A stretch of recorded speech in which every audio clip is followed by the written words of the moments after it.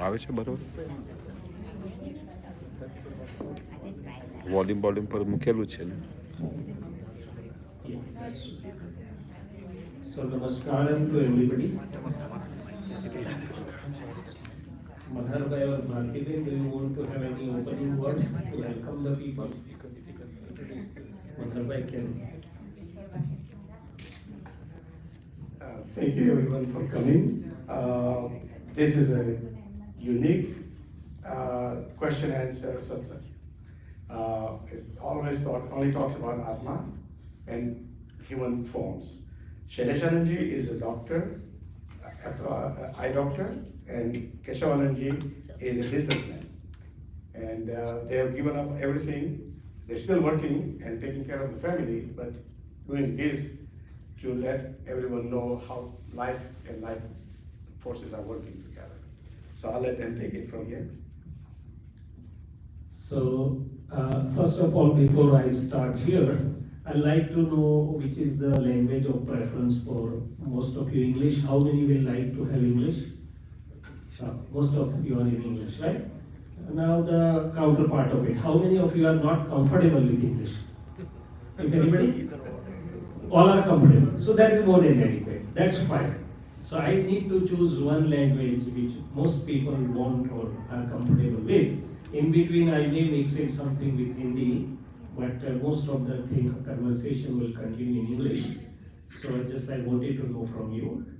And we'll say one impartial 3 mantra just for bowing the divinity, and then we'll start our journey. Namo Vitaragaya. Namo Vitrag. Namo Arihantanam. Namo હરિહંતા. Namo Siddhanam. Namo સિદ્ધાન. Namo Ayariyanam. Namo આયરિયા. Namo Vajjayanam. Namo વજ્જાય. Namo Loe Savvasahanam. Namo લોય સવ્વસાય. Aiso Panchanamukkaro. Asso પંચન મુક્કાર. Savvapavappanasanam. સવ્વપાવપણા. Mangalanam cha Savvesim. મંગલાણં ચ સવ્વેસિમ. Padmam Havai Mangalam. પરમં હવૈ Om મંગલં. Namo Bhagavate Vasudeva. ઓમ નમો ભગવતે વાસુદેવાય. Om Namah Shivaya. ઓમ નમઃ શિવાય. Jai Satchidanand. જય સચ્ચિદાનંદ. So I'll introduce the subject for some time, and then we'll be having good time for interaction or question answers. So as we go through our journey, please keep your mind ready for the questions. Initially, why I would like to introduce the subject, because most of you may not be well aware of what we are dealing with here, so it is always better to have some introduction, but then I will love more that we interact or we do have the question answers. Because it is said that whenever there is a true knowledge, it goes by question answers. Arjuna asked a lot of questions to Krishna, and Gautama also asked questions to Mahavir, and whole Upanishad has come out in the form of question answers. So when my true inquisitiveness or the eagerness is satisfied, then my journey progresses, right? So we are here with a simple motive that let's share something which can be really useful, practical, beneficial, and yet easy for our inner journey. And what I would be talking would be more on a scientific basis with the scriptural references, but what I have experienced through my journey of 46 to 47 years, and most of the times will try to correlate with each of our journey. So it would be more of experience based with the scriptural references, but a science or a knowledge which is easy, applicable, beneficial to one and all, irrespective of caste, color, creed, faith, nationality, or socio-economic barrier, whatever it is. Now, when I start with the term science, most of you would wonder that what do you mean by science? Because our conventional thinking is science is one which can be proved in the laboratories or whatever it is being done. But the word science has come from the Latin word scientia, means to know as it is. So as there are outer sciences, there are so much of the development outside. It is information technology. I can talk at sitting here. I can talk with my mother back home, seeing the face, and AI has come a big way, and it's going to change our life. Nanotechnology, stem cells, genetics, God particles. That's welcome. But when I look within, is there any knowledge about which is required? So a humorous question, what all of you think, world outside me is more important or the world within me? Within, of course. So all of us has that clarity. So now the second question is, do I know world within me well? Most of the things I know outside me well, but do I know within me well? So this is the science. We can term it as a holistic science of life and living, which deals with I am, everybody is aware I am. Then there are mind, speech, body, which Krishna termed as Prakriti in Gita, and Krishna termed I as Purush. So I with mind, speech, body, how they are related, how it is the functioning. Then inner happenings, because for all of us, there is continuous inner happenings, right? Our inner system keeps on thinking, mind shows us something, intellect shows, and then decision, and then the action starts. So inner happenings, outer happenings means so many circumstantial evidences has to come together for us to be here. I don't know you, you don't know me, so who brought us together? Is it by chance or is it some perfect system working? So inner happenings, outer happenings, then naturally if there are happenings, then there are natural laws or the natural regulatory system as a whole. So this holistic science deals with I, mind, speech, body, inner happenings or inner circumstances, outer circumstances, natural laws and natural regulatory system as a whole. So if we go a little deeper down, I am a man of practicality. So science says what is my benefit. So this science gives me some insight based on this what I described, so that my daily living can be happy, harmonious, positive and meaningful, right? This is my first requirement. The scriptures have told me a lot of wisdom, but unless it translates to my daily living, I would be still searching. Now if I dive deeper in, as I said, discover the world within. So when I try to know the world within, there is a beautiful science of mind. Everybody is stuck somewhere to understand the mind. You can go to Himalayas and still the mind is there, and still there is a quest that how can I control my mind? Can I conquer my mind? Is meditation means that my thoughts should become zero? So there is understanding about that, we'll talk about that. There is not only mind, but there is a whole parliament. Mind, reflective consciousness, which we say is Chitta Shakti. In scripture we know as Chitta Shakti. Then there is intellect Buddhi, which is maybe Viparit Buddhi or Samyak Buddhi. Then there is a precedent ego. Now they say that we are not all alone. We are under the influence of your beliefs and opinions. So there's a huge science of beliefs. And if I'm aware about the beliefs, I'm aware about everything going on in my life. You would be surprised that Bruce H. Lipton, you might Google or you might have heard, he was a cell biologist, expert in cloning, but he came out with a beautiful book, Biology of Beliefs.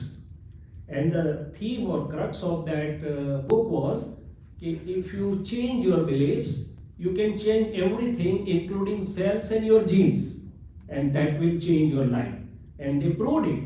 So a new branch, epigenetics, came in. So this is a relation of body, mind, soul. Even the modern science is interested, and there has been so many correlations. So wherever applicable or relevant, I'll quote few of them. So Bruce H. Lipton came with a beautiful book, Biology of Beliefs. So beliefs play a very important role. One can say that my life is nothing but bundle of beliefs and effects arising out of beliefs, physiological as well as psychological. So beliefs and opinions. Now beliefs and opinions say we are not all alone. We are under the influence of what is your intent or purpose. Here my intent is different. Back home in my clinic my intent would be different. In some social function my intent will be different. In relations also we have some purpose or some intent. So they are driving this inner machinery of minds, reflective consciousness, intellect, ego, beliefs, opinions. Now intent and purpose say, we are also not standing alone. We are under the influence of your subtle forces of anger, greed, pride, deceit, attachment and aversion. which Shastras termed as Shadaripu, somebody termed as six Kashas, means inner forces, inner weakness. Now they say, why you are putting on us? We depend on your internal belief of I and my. If somebody researches on these two words, I or my, and my, he may or she may be worthy of Nobel Prize. We'll discuss that also. And I and my says, we are also not. We depend on your belief of state of being, who am I? So the inner world takes me from here to core of my being. Just I'm drawing the outlines, then we'll, as our talk progresses, we'll touch upon few important stations which will be useful to me in my practical living, or which can give me the something light which can be take me nicely through my journey. So discover the world within. Now we may think further that what are mysteries of human life? Mysteries means unsolved questions. And I came across one book as Secret, written by Rhonda Byrne, an Australian author, wherein she had tried to find some truths. But these enlightened ones, for them all the mysteries are unrevealed. So they also give us the light. So when I think of mysteries of my life, I have the questions. What is in my realm? What all can I do independently? What all can I not do independently? Am I independent doer? Or something else is doing all these things?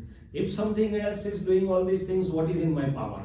That I must know what is in my realm. Otherwise my purusha, my free will efforts will not yield what it should be yielding. So unless that clarity is with me, I work hard all life, but still I do not get proper results.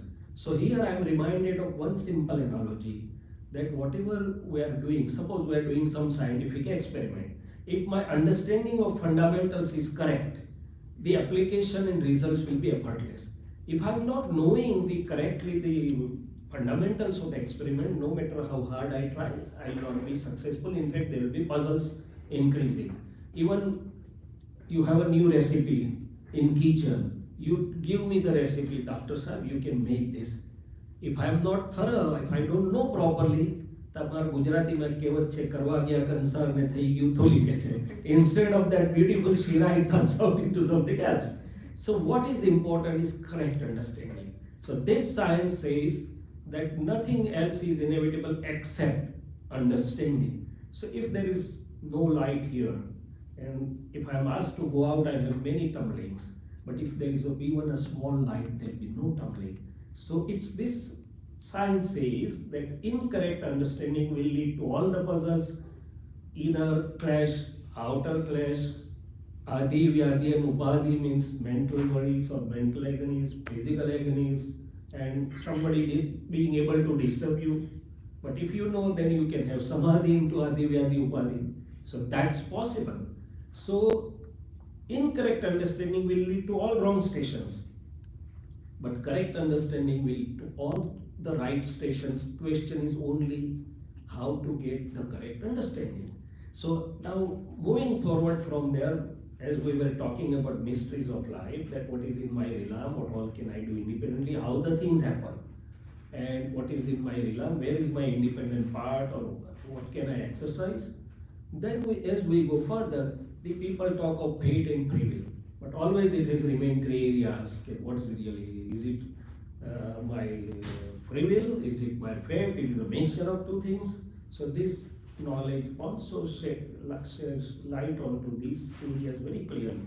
Then if we go further, then I want to know how, as I said, how this Prakriti and my pure self are interconnected. What's the relation? How my Prakriti works? In Gita, Krishna said, Yantravat sarva bhutani. So he told us as machines. And we are asking Krishna, oh Lord, we have thoughtful mind, we are thinking, we have the intellect, we are the best evolved living form who can exercise and think. Then why are you saying us as machines? So Krishna says, because most of the times you are driven by your Prakriti.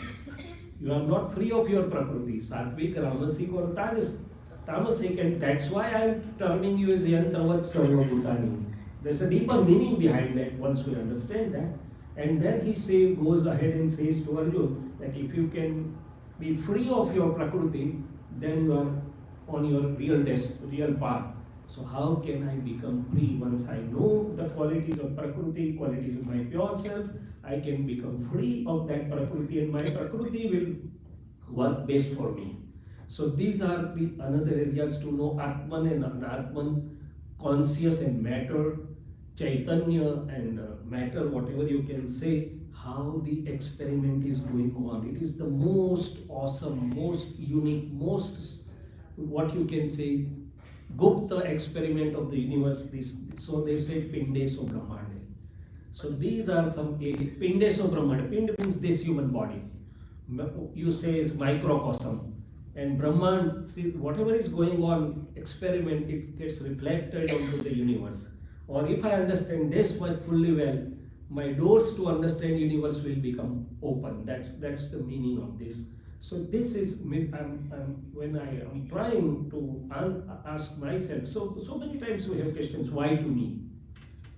How? When? What? Especially our youngsters will ask us why, what, how, and when. If we don't know, then we say youngsters are not coming to this, and what will happen? No, first we need to learn. I need to learn what is what, and then it will be easy to pass it on to them. So mysteries of human life. Then when I go further, who am I? So every scripture at the end says, somebody says self-realization, Char Veda, 4 Vedas at the end says Brahma, to know Brahma. But then it says Neti, Neti. It's not here. I have learned all 4 Vedas. At the end you are saying Neti, Neti. I would have put my effort somewhere else. Okay, no. It is required. It is to understand that Brahma is worth knowing. But then how to know the Brahma? How to realize it? Can AI tell me? Can Google tell me? Google can give me information but not the experience. So it is by way of experience. So somebody in whose body, who has experienced the pure self and Prakriti both, can become my guide, can become my helper for me to realize the self. So ultimate is to know who am I. You can say it as to know Brahma, you can say to know Atma. Krishna said that out of all yogis, there are yoga at different levels, body level, speech level, mind level. Ultimate is Atma Yoga. Yoga means to join. So when we are talking of yoga, in between I'll share some of the insights which came to me as unique revelations, which initially I was not understanding. So when we are talking of yoga, today yoga is a very big buzzword, and we all are doing to some or other extent. But whatever we are doing is at a physical level and to some extent at a mental level because of the breath or pranayama. But what is really the aim of yoga? What yoga wants us to achieve or to attain the results? Ashtanga yoga. Out of Ashtanga yoga, we are hardly doing 1 or 2. Rest we have left conveniently on the side. So to me, there are 3 purposes of yoga. Chitta Vritti Nirodha. Whichever my reflective consciousness, chit which is wandering outside, if I can restrain it and bring inside. But it is too difficult for me. No sooner I sit in meditation, try that my chit should not go out, it starts running up. And I can't contain within myself if I don't have the proper understanding, proper experiment. So Chitta Vritti Nirodha is too difficult for us. Second is Samatvam Yoga. Can I remain equanimous in different situations, extreme of joy and extreme of grief? A person who is very near and dear to me and person whose face I don't want to like at all. Am I equanimous? Samatvam Yogam. The yoga means the knowledge which helps me to remain equanimous within is the second purpose of yoga. And the third purpose of yoga is to know and join with Atma, my true self, my real self, my core of being. So I keep asking myself, as a doctor, if some patient comes to me and I'm showing many things, these are my instruments and these are my degrees and this much I have learned and these many places, but then he slowly asks me, sir, I want result, I should be relieved of my difficulty or misery. If I don't get result, rest of all is with you, it has no value for me. So we want results. If the results are not coming forth, there is some mistake somewhere, right? Ultimately, we measure by results. which are the results coming through in my daily living, in my life throughout. So yoga. So ultimate is to know who am I. Is it possible to know who am I? Yes, very much. From my own experience, honestly but humbly, I can say that it is very much possible.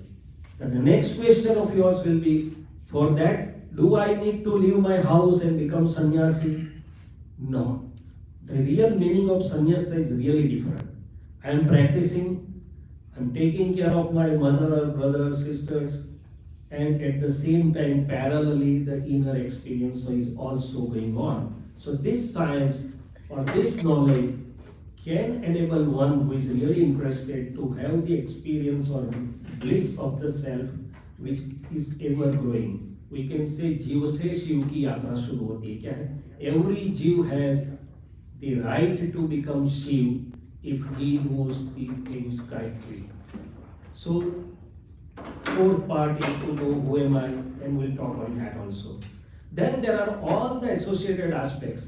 These are not only 4 areas. I want to know about my, what you can say about diet, then there is insights about that. I want to know about wealth, how the wealth comes, how should I earn, how should I spend, and there is understanding about that.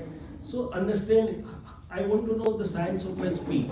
Sometimes I'm baffled by my own speech because it hurts somebody, it makes converts friend into foe, or the other speech affects me. So what is the science of speech? Communication, art and science, you can say. So this science has almost everything which is required for my life living, so that I can not only become happy, harmonious, positive in the daily living, but I can reach to the ultimate absolute knowledge, which is known as the Keval Jnana, and the ultimate aim of liberation. Having drawn this framework, now we'll touch upon some aspects of each of them, which has come to me as a helpful revelations and experiences.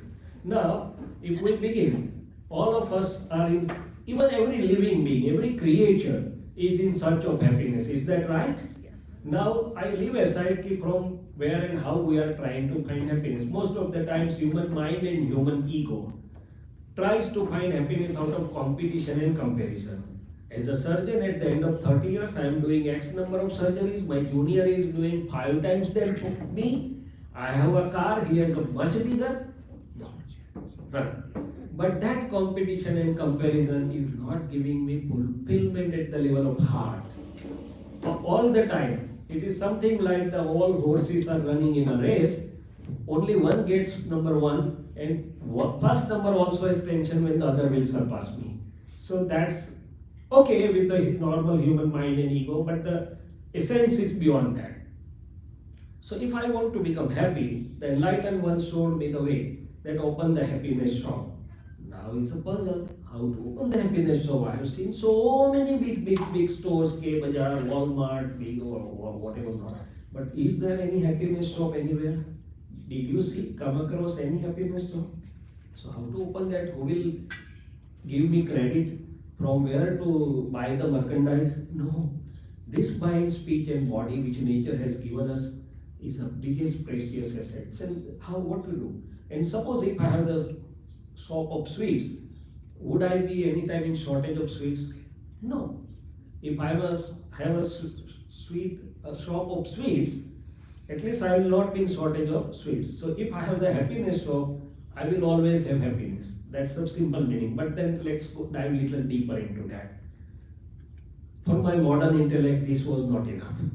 See, everybody said, Vivekananda said, those who live for others really live. Mahavir said, Yoga Upyog Paropkaray. Bible said, it is blessed to share rather than to have. But my intellect was telling me, okay, seems good, but whenever I have time, I will do something for you or something for you. But I'm not getting time.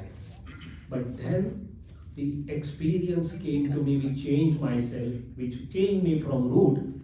What I realized, that no sooner I decide that I'll help or guide this patient, or I'll silently listen and try to help that person, before I do that, I become happy fast. Suppose we have a grandchildren, birthday is coming after 15 days. We decide, okay, we'll invite few children, have a small party, yet we have not invited anybody. not spent $1 on our credit card, still we will start feeling happy within. Is it true or no? From the moment we decide to hold a birthday party or to help somebody or to guide somebody, do we start feeling happy? Yes, that is of course. So the revelation came to me that really I am not offering happiness to others. It is true in the worldly language, but in a nature's language, I am becoming happy first. Before helping others, I am being helped myself. Now let's look at it scientifically. Even science has proved that whenever I am in this mode of offering happiness or help to others, I secrete good hormones, serotonin, 5-HT, which not elevates my mood, but it helps my body health, mind health, soul health, all the three. This has been documented. Okay, my selfie also becomes good. Without powder, my face is smiling. Then my functional MRI pictures can be positive, my specs pictures can be positive. So each action of my mind, speech or body which is going to offer happiness or help to others, do offer happiness or help to me first. This was a big revelation. I never came across any scripture who was showing me this, that you will become happy first. All were talking about offering to others, but none showed me that, okay, you are the first beneficiary. Now the reverse. Suppose I am here, I am away from my clinic for 1.5 months, and somebody will tell me that your staff was not disciplined in your absence, they were not there on time, they were not answering properly, and my mind will start revolving. Okay, let me go home, I'll teach them such a lesson that they will not do it again. Now they are enjoying. What will happen to me? I will learn a first lesson. So daughter-in-law decides sometimes that I will teach such a lesson to mother-in-law that she will not enter my privacy again. So whenever the lesson is taught to others, but before that I have to learn a lesson. So each action of my mind, speech and body which is going to disturb or hurt others, do disturb me first. So then I expanded this experience journey more. So then I came across another word. Word is my own echo, ECHO. So echo, Jagat mera pratidhuni padga hai. And the स्थूल example here, the gross example is in a deep well, if I shout you are a king, the echo comes back you are a king, and if I shout you are a thief, the echo will come back. But that's a very gross example. Then I realized that okay, if I say you are a very kind-hearted, nice person, then you also may say me, Dr. Sir, you are also a good person. But many a times the echo may not come from outside. So many people are smarter than us. They think, oh, he may have some hidden intent or motive. So that is why no other time. Why today he is telling me you are a nice person? So one may not reciprocate. And I shut my heart and do not tell them again you are a nice person. But then this science helped me to go further. Even before I say you are a nice person, my face becomes smiling. Why? Because the inner effects, inner echo of each action of my mind, speech and body do give me reward or penalty. God is not required to do that. Again, a lot of people talk of karmas, past karmas and present and future life. I'm not interested into that. I'm interested right here and now first. So this each action right here and now gives me result. Why I was not able to realize so far? Because all the universities have taught me to look outside. All universities taught me to look how to manage resources, how to manage businesses, how to manage other people, human resources. Nobody taught me how to manage my real inner self. And I then experienced that if I know how to manage myself, everything else will be managed effortlessly. One who knows how to manage one's own self can effortlessly, his presence or her presence effortlessly will manage others. That is the path enlightened ones have taken. So their very presence was such that all were getting straightened out.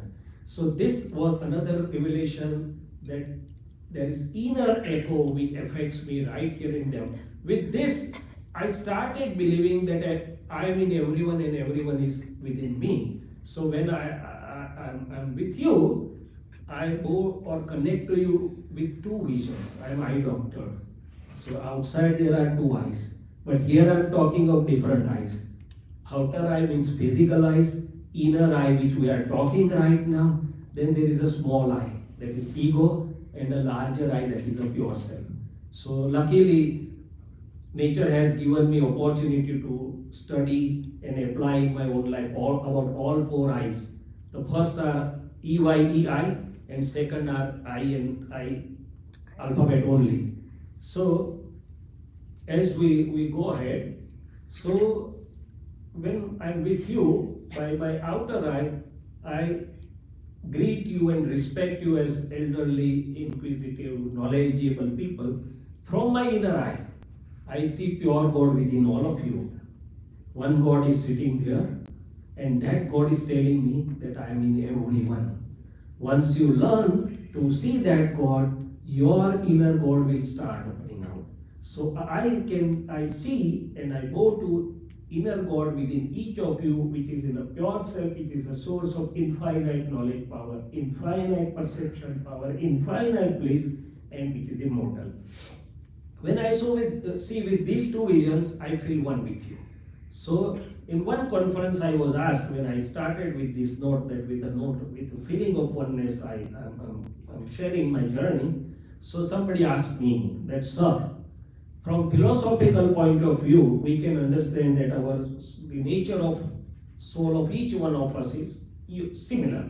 And we can say that, okay, we are one by the true nature of our real self or Atman. But how we are one in mind, body, speech, or interactive or interconnected dealings? Because interconnected dealings, you give, then I receive. I give, then you receive. So how are we one? I had never thought. This inner light gave me the answer.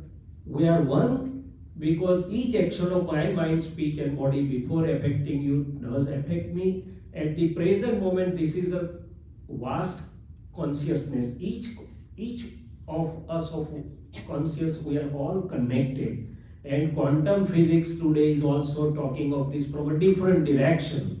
Quantum physics says, and the Vedas are taking the ground on that no matter thousands of miles apart, once the two atoms or molecules they were connected, they reflect the similar changes.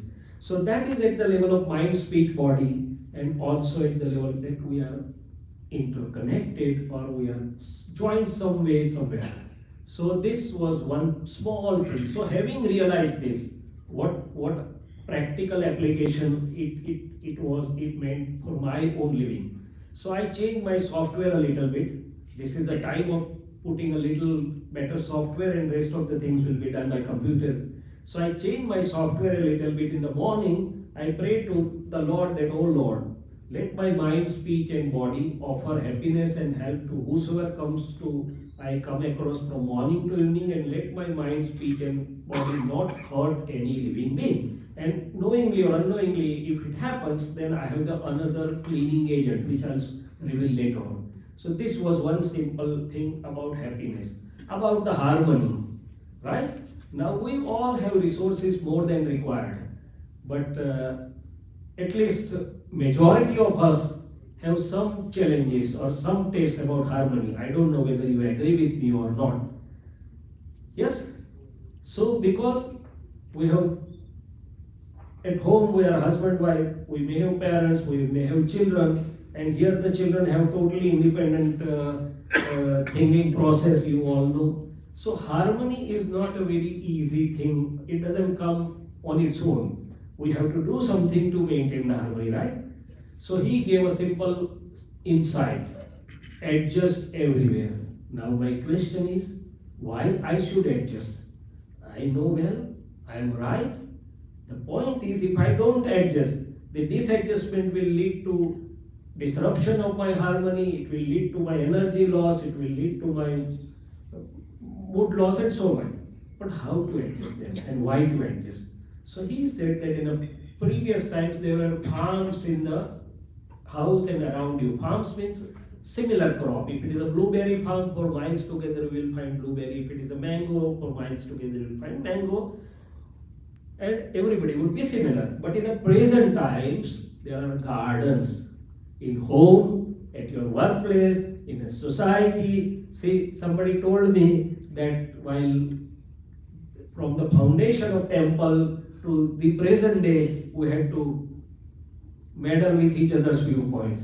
Fine, it is a natural thing. So, how to adjust? So, if I go to the garden, we all love garden, don't we love? Yes. But what is the difference between farm and garden? Farm has everything similar, garden has everything different.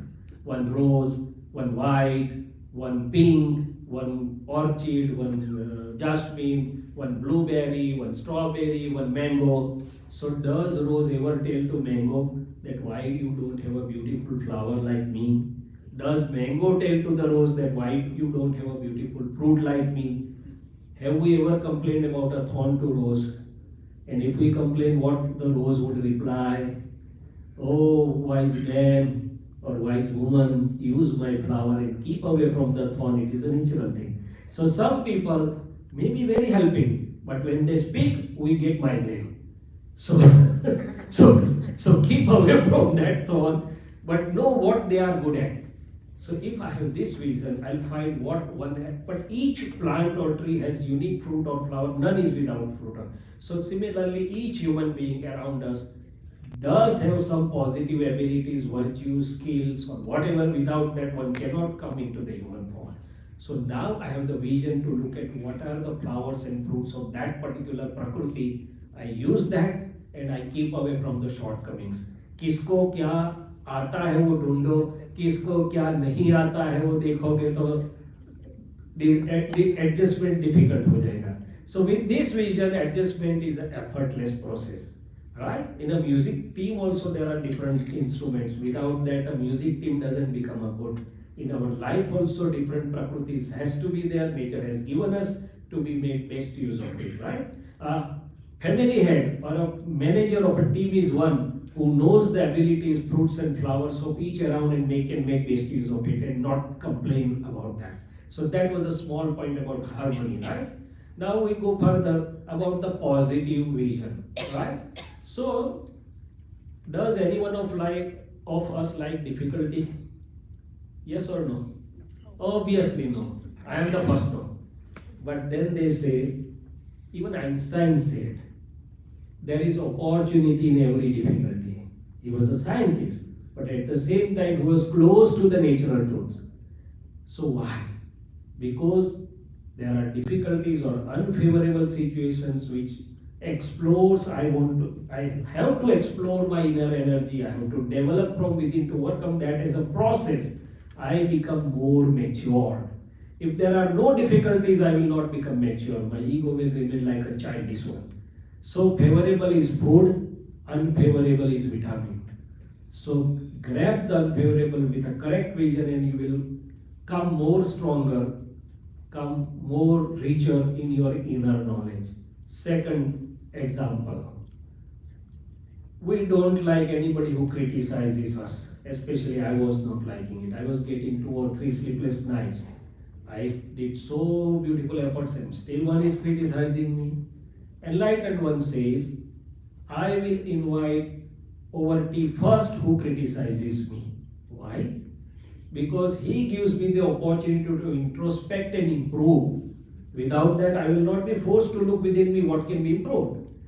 Second, with his laundry, washing machine and energy, he washes the excess of my ego to keep it normal. Otherwise, it would go to sky and then it would burst to break me. And third thing, he or she gives his or her energy to me if I take it positively and relieves me of one karmic bonds. So many advantages. So if I have the correct vision, the correct vision will give me the positive aspect of each happening or eventuality. It is not hypothetical, it is not illusionary. Knowing the facts of the life, living natural laws as it is, my vision will be positive. So it is said that the circumstances, situations or people outside you are not free to give you happiness or suffering.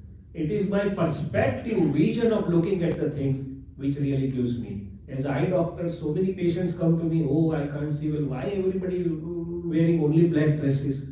Then I see, oh, you have a small cataract, give me 15 minutes. Oh, world has changed. World is very beautiful. No, nothing has changed, only the vision is changed. And it changes everything.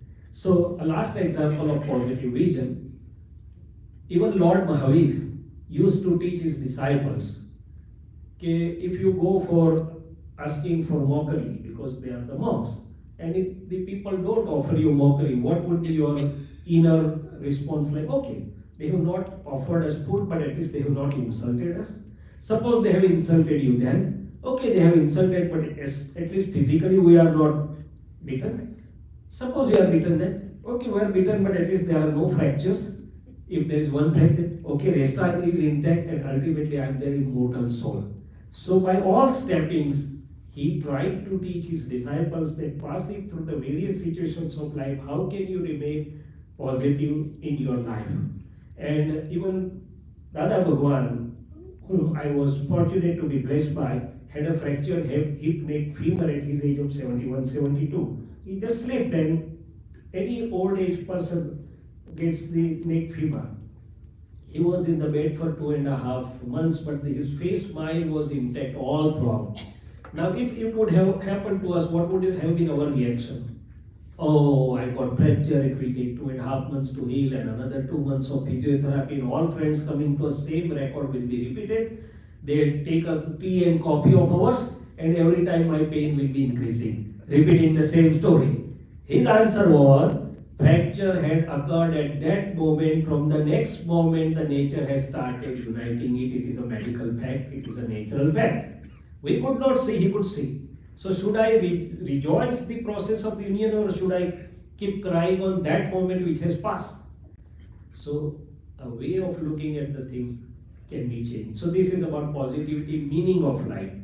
So what do you think, what is the purpose of our life and living? Have you ever dived deeper to decide? How many of us has decided the purpose or intent of life? Can you raise the hands? Okay, no problem. I don't want to bind you. It's okay. Now please. So it's important. See, even my car GPS tells me, put the proper address, I will take you. But unless I put the destination, unless I know the goal or aim of my life, where my life is going to go. Everybody is doing the same thing, earn, learn, have children, have family, have grandchildren, serve them, and then go. That's fine. You have done your duties nicely, and you are happy souls. I go to you. You are more meritorious, you are having more punya than we Indians. Thank you. Go to you. But what is the ultimate aim of life? What am I here for? What the nature wants to learn from my life and living? It's a journey of experience to reach to the ultimate station of bliss, where I can be free from all inner and outer bondages, and not only that, I can experience my infinite knowledge power, infinite perception power, infinite bliss, and one can say I can get liberated. So how do I achieve? So there are two main purposes of life. One, in interconnected living, my mind, speech and body offering help and happiness, obliging nature. In inner living, to know who am I, right? So now we go to second part, discovering the world within. So I also tried everything before I got into this. Somebody taught me to do meditation on the chakras. Somebody taught me meditation to have the 8 petals of flower and focus onto that, everything good. Today meditation is a very big buzzword, and that's good. We'll come to it later on. But I was puzzled by my mind. When it was going rhythmically, it was fine. But when it goes haywire, then somebody told me 2 awkward words. My mind doesn't allow me to sleep at night. I tried to find the stop button. I tried to find the pause button. I tried to find the end button. Oh, manufacturer has conveniently forgotten to put stop and pause button. So I need to know the science of mind. There are 2 types of mind, gross mind or the discharging mind, and the subtle causal mind. Bhagwan or Dravyaman bolte hain usko. Dravyaman, discharge mind or the gross mind, and the Bhagwan, where the new charging is happening, or the causal mind. At the moment we'll discuss only the gross or discharging mind, right? One professor came to enlightened person and said, I'm very happy, I have everything, but if you can slow down my mind, I'll be more happy. Why? My mind is so much hyperactive, it doesn't allow me to rest. All the time on track. So enlightened one say, okay, I can do that for you because I know the science of mind, but you need to have the signature of 5 witnesses. He said, okay, all are my friends and they will sign for me. So okay, if I do that, you will be absent-minded. Is it okay? Oh no, I don't want to be absent-minded. My wife will not allow me to stay at home. Go to psychiatrist place. So mind is a useful tool, right? But I should know. So mind, what is mind? He said, see, sometimes we say I sit in puja and my mind is roaming, wandering outside. So he said, no, mind is the different thing. Mind is a physical thing which shows you thought after thoughts after thoughts after thoughts when you are awake or even in a sleep. And useful or useless, relevant or irrelevant, good or bad, it keeps on showing us thoughts. Now, people try to stop the thoughts, but how long they are successful? Hardly. So he says, no, this is not scientific. Let the mind allow to work as per its own nature. You know how to deal with the mind. So once I have known that the mind is going to show me thoughts after thoughts, it's like a continuously playing film on the screen. If I don't like it, I can look to some other side. Should I fight with the screen? No. This is a theater, mind is a film, and I am the spectator, or knower and seer of the mind. So, first and foremost, mind will show thoughts after thoughts, but it is a useful tool. Suppose I have to do something, my mind will show me the options. This is option 1. Suppose it is tomorrow is the 4th of July. Your mind will start showing you the various pamphlets. Okay, tomorrow we are free, let's go to temple and have better meditation. Second will say, no, let's go to that friend we have not met since so long. Third option will say, no, clean the house first, it's lying. So mind will show many options. The reflective consciousness or चित्त क्या करता है, वो जाके देख के आता है. रिफ्लेक्टिव कॉन्शियसनेस यहाँ बैठे बैठे मुझे बड़ौदा का घर भी दिखा सकता है, एयरपोर्ट भी दिखा सकता है, अंदर भी घूमता है, बाहर भी घूमता है. उसका what is the purpose of or function of reflective consciousness? It is in search of happiness. It tastes of happiness and unhappiness. If I have toothache here, reflective consciousness will go here. But there is much more than that. But just now. So there is inner parliamentary system working on mind shows options, reflective consciousness goes and tastes what is good and bad. Intellect will weigh pros and cons, profit and loss. From the perspective it wants to evaluate. Once the majority decision is taken, Mr. President, ego signs there and the activity starts. Now we need to know a little bit about ego also, right? I am Shailesh. My identity is my ego. Then there can be further steps of ophthalmology, whatever. But then ego is very important in this whole experiment. We'll deal with it later on. But initially I need to know, okay, come back to mind, then come back to ego. So once I know that mind will be showing me thoughts, I will sign off, I will have put my signature of yes in the thoughts which are in line of my aim or objective or the purpose. All other thoughts I will ignore. I don't go and see on the road how many cars are passing. Unless and until Manhar Bhai is coming to pick me up, or Manhar Bhai has come. Only I will identify one car which is relevant to me. So use your mind's thoughts, say yes, which are in line of your objective, purpose or aim, or which are beneficial, truly beneficial. You ignore others, number 1. Second, still if it is bothering, what we do, suppose there is some noise, what we do, we put the, what we say, AirPods in the ear and start listening some music. You see around and everybody has the AirPods in their ears. They are in their own world.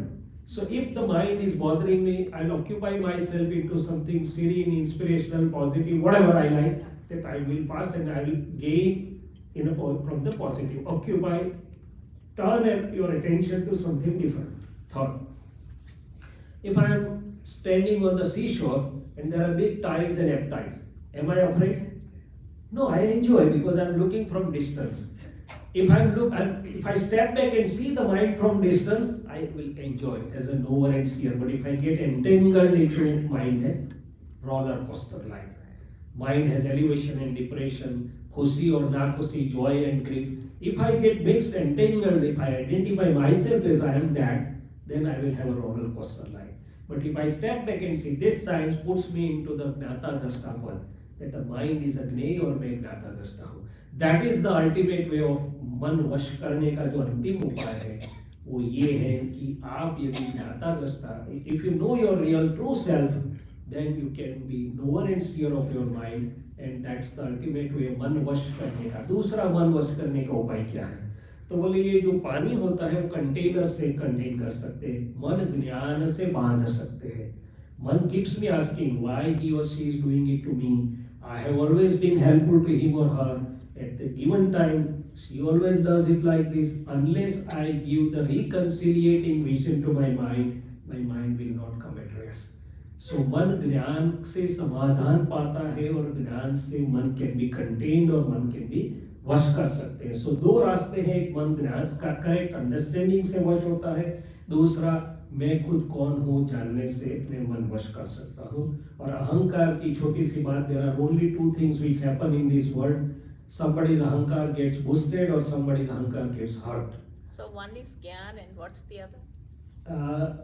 मेरा खुद का स्वरूप जब मैं जानता हूँ, who am I? Know yourself. Yeah, so I become the knower and seer of the mind. I then do not get entangled or identify myself as the mind. So one सही ज्ञान और दूसरा खुद की पहचान, right?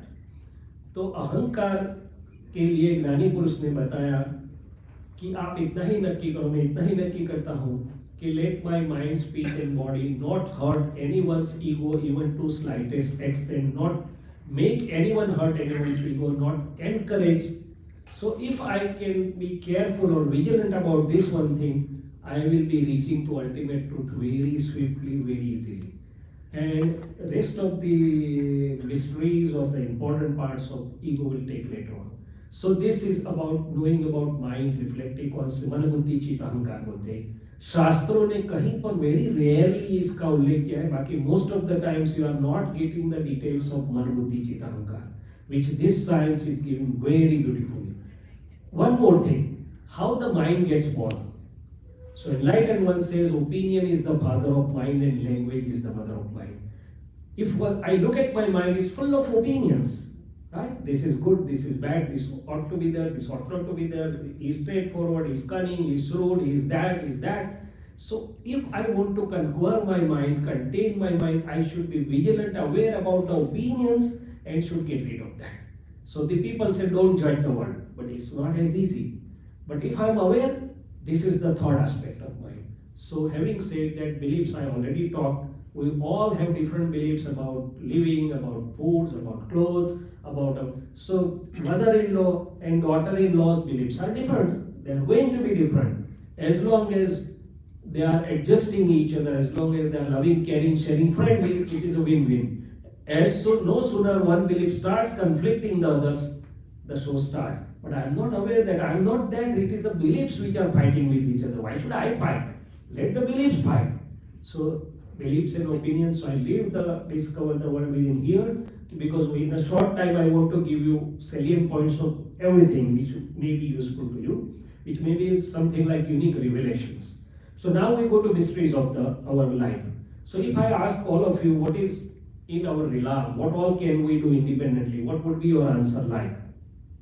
हम स्वतंत्र रूप से क्या क्या कर सकते हैं, क्या करने के लिए हम स्वतंत्र हैं? Change yourself. Change yourself. Okay. Partly true. We'll come to that. Yes, true. Repeat the question. How? हम जीवन में क्या करने के लिए स्वतंत्र हैं? What all can we do independently? Whatever we want to do. For example. Really, whatever we want to achieve, we can do. Okay. अभी मैं मेरी बात करता हूँ. Suppose I want to go to my clinic very punctually 10 o'clock, not late by 5 minutes. Sometimes it happens that surgery at other place is prolonged. I don't get theatre in time. I have to do the regret call. please cancel the appointment or ask them to wait for 2 hours. कहाँ गया मेरा स्वतंत्रता? It's dependent on other. Circumstances. So जो चीज circumstances के ऊपर dependent है, मैं उसको मेरी स्वतंत्रता कैसे बोलूँगा? इतने लोग यहाँ आए. So many people have been able to come here. There will be so many regret calls to Manharbai and Bharti Bank. We were all set to come. Somebody came at the last moment. Traffic was so or some or other thing. So unless all the circumstances are coming together in a favorable sequence, the work cannot be accomplished.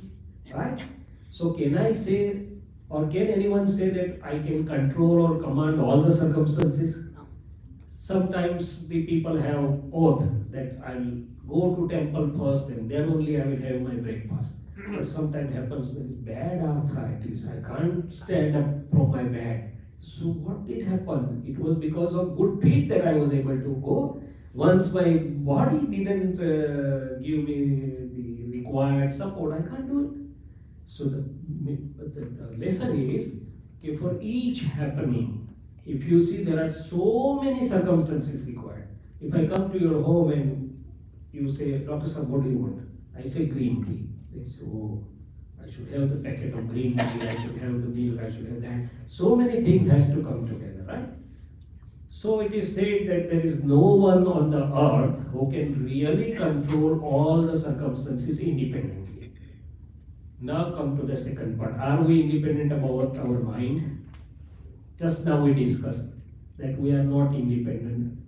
We can deal with the mind, but we are not independent to tell our mind to run only, go in only one particular direction. Are we independent about our speech? Most of the times, yes, but sometimes we say, oh, yeah, this word better if it would not have come out. Sometimes it happens, can decide, oh, I'll say this, but it doesn't come out. So it is to be realized that this mind, speech and body which Krishna said is Prakriti. And this inner and outer happenings where the circumstances are required, which is a changing part. Enlightened one says it happens. It happens because of so many circumstantial evidences coming together in a scientific form where I'm doer, but I'm not independent doer, I'm instrumental doer. So मेरे doership का जो egoism है, it is on a wrong footing.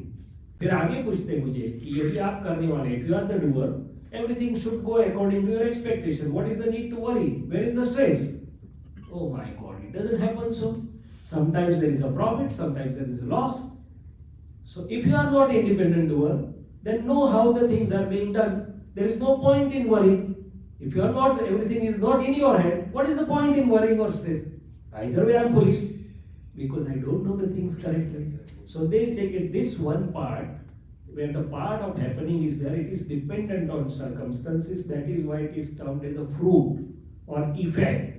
Effect of what? We'll come to that. So I ask the Lord, then where is my independence? Tell me so I can exercise my free will or whatever I can want to do. So he says, while passing through all the things, you have newer designs inside. Newer bhavs are generated. I'll give you 2-3 examples. We all 30-40 people are sitting here. When we go out to home, do you think everybody's bhav will be similar or will be different? All will be different. All signatures will be different, right? Somebody will say, oh, it was enjoyable, I should know thoroughly. Somebody will say, no, I will not come again. This was all waste of time, right?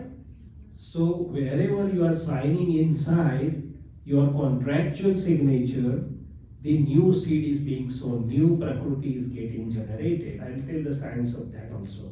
Suppose 10 people, 50 people are worshipping here. Activities are same for everyone. Do you think everybody will have the same fruits? No. Why? Activities are same. Each individual is different. Sorry? According to your Inner self. That's important. So how my inner self is important? Activities are important. It has its own results, but more important is my inner self at that time. So somebody has the, what I was doing, I'll confess unto you. Before I really got into this science, I was going to the Lord and saying, oh Lord, give me good marks in my exam so I can get admission in desired line medical. Then I said, oh Lord, give me good marks so I can become a good doctor, I can have good practice. And many of us may be asking, my grandson's health should be good and whatnot. Lord says, तथास्तु, जो आप मांगते हो मैं दूंगा. But फिर बोलते हो ऐसा मांगो फिर मांगना नहीं पड़े. So the outer activities are there. Inner self depends on what is my understanding, what's intent or purpose में क्या, what I'm asking for. So inner उसको meditation ध्यान भी बोलते हैं कि मेरा आशय क्या है. यहाँ आने का आशय सबका अलग अलग होता है.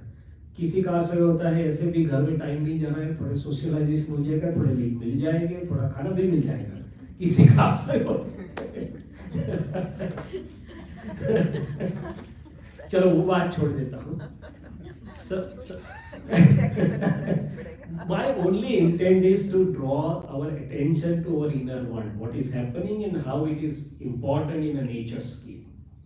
So nature says that I will give you the fruit for the result. When we are worshipping, there are two types of results. One, क्रिया का फल मिलता है. क्रिया का क्या फल मिलता है? It gives us favorable circumstances in our relative living. दूसरा अंदर भाव का फल मिलता है. भाव का फल जो मांगता है उसका क्या मिलता है? जो मैं मांग रहा हूँ उसके खाते में जाएगा. If I have the accumulated enough credit balance. तो फिर मेरी समझ में आया. Then I realized कि why should I ask in peace please? Then I changed my prayer. Oh Lord, your real form is my real form. That is what I have heard or known or read. You are the source of infinite knowledge power. You are the source of infinite perception power. You are the source of infinite bliss. You are the source of infinite conscious or infinite eternal energy. You are eternal. I have heard that is my real form is similar to you, but I don't have the doubtless conviction. I don't have the experience of that. Please bless me, or please give me some circumstances, understanding, or some nimit instrument who can make me realize that my real form is your real form and make me experience. तो दूसरा question आया कि if I ask that मेरे संसार का household का क्या होगा, तो लॉर्ड बोलते हैं कि वीट की खेती करोगे ना, तो वीट निकाल लेने के बाद वो जो केटल फीड होता है उसका दूसरा फॉर्म नहीं लगाना पड़ता है. Once you take out the wheat, the cattle feed is free in byproduct. If you have taken the main product out of your factory, byproduct is free of cost. If you are aspiring for your true self, all your living, earning, good relations, trustworthiness, respect, love, credibility will come to you on your way free of cost. So why to have the two holes for two cats? So this is how understanding changed my inner world. So once the understanding is changed, my meditation changed. So now here I want to bring in meditation. There are two things, activities of mind, body, speech and inner state of being. Today what we consider meditation is, जैसे मैं focused. The moments for which I remain focused, I think I'm in meditation. It's a good beginning. Whatever my reflective consciousness which was wandering outside now starts coming within me, and even for few moments it is stabilized. I feel some peaceness, some peace, some serenity, something. But meditation is much more than that. The enlightened ones say that every moment, each living being is in some or other meditation, because meditation is your inner state of being in that moment. So one can be in one of the four states. One, artha dhyan, self-disturbing states of being. कुछ नुकसान हुआ. Everybody has worries कि in this administration we don't know when our job will be lost. Somebody is worried, I am now a senior citizen, I don't know when the stroke will come, when they will declare cancer and whatnot. Worries about health. Worries. So I am disturbed within myself, that is artha dhyan. किसी और को disturb नहीं करना. When others are disturbed because of my rage reactions, then it is a Raudra Dhyan. I may not express it outside, but within my mind I am bubbling, oh, why he or she is not understanding our teachers and whatnot. So that is a Raudra Dhyan. Anger, greed, pride, deceit, again leads to a Raudra Dhyan. What is Dharma Dhyan? Coming to temple is a good way of putting ourselves into Dharma Dhyan, but Dharma Dhyan is a different thing. Right here the people can be in Artha or Raudra Dhyan. Dharma Dhyan is inner state of being, where despite the circumstances or situations, which can provoke Artha or Rodha Dhyan, but with some correct understanding, I can put myself into equanimous state of being. That is a Dharma Dhyan. And Shukla Dhyan is when I know my pure self. It will remain in my dhyan always. By relative viewpoint, I am Shailesh, but by real viewpoint, I am pure soul self. Dhyan of Shuddha starts, and that is Shukla Dhyan. Now, these four states of being are spontaneous, depends on your understanding, your awareness, and your inner decisions. Right? So, this meditation is a beginning.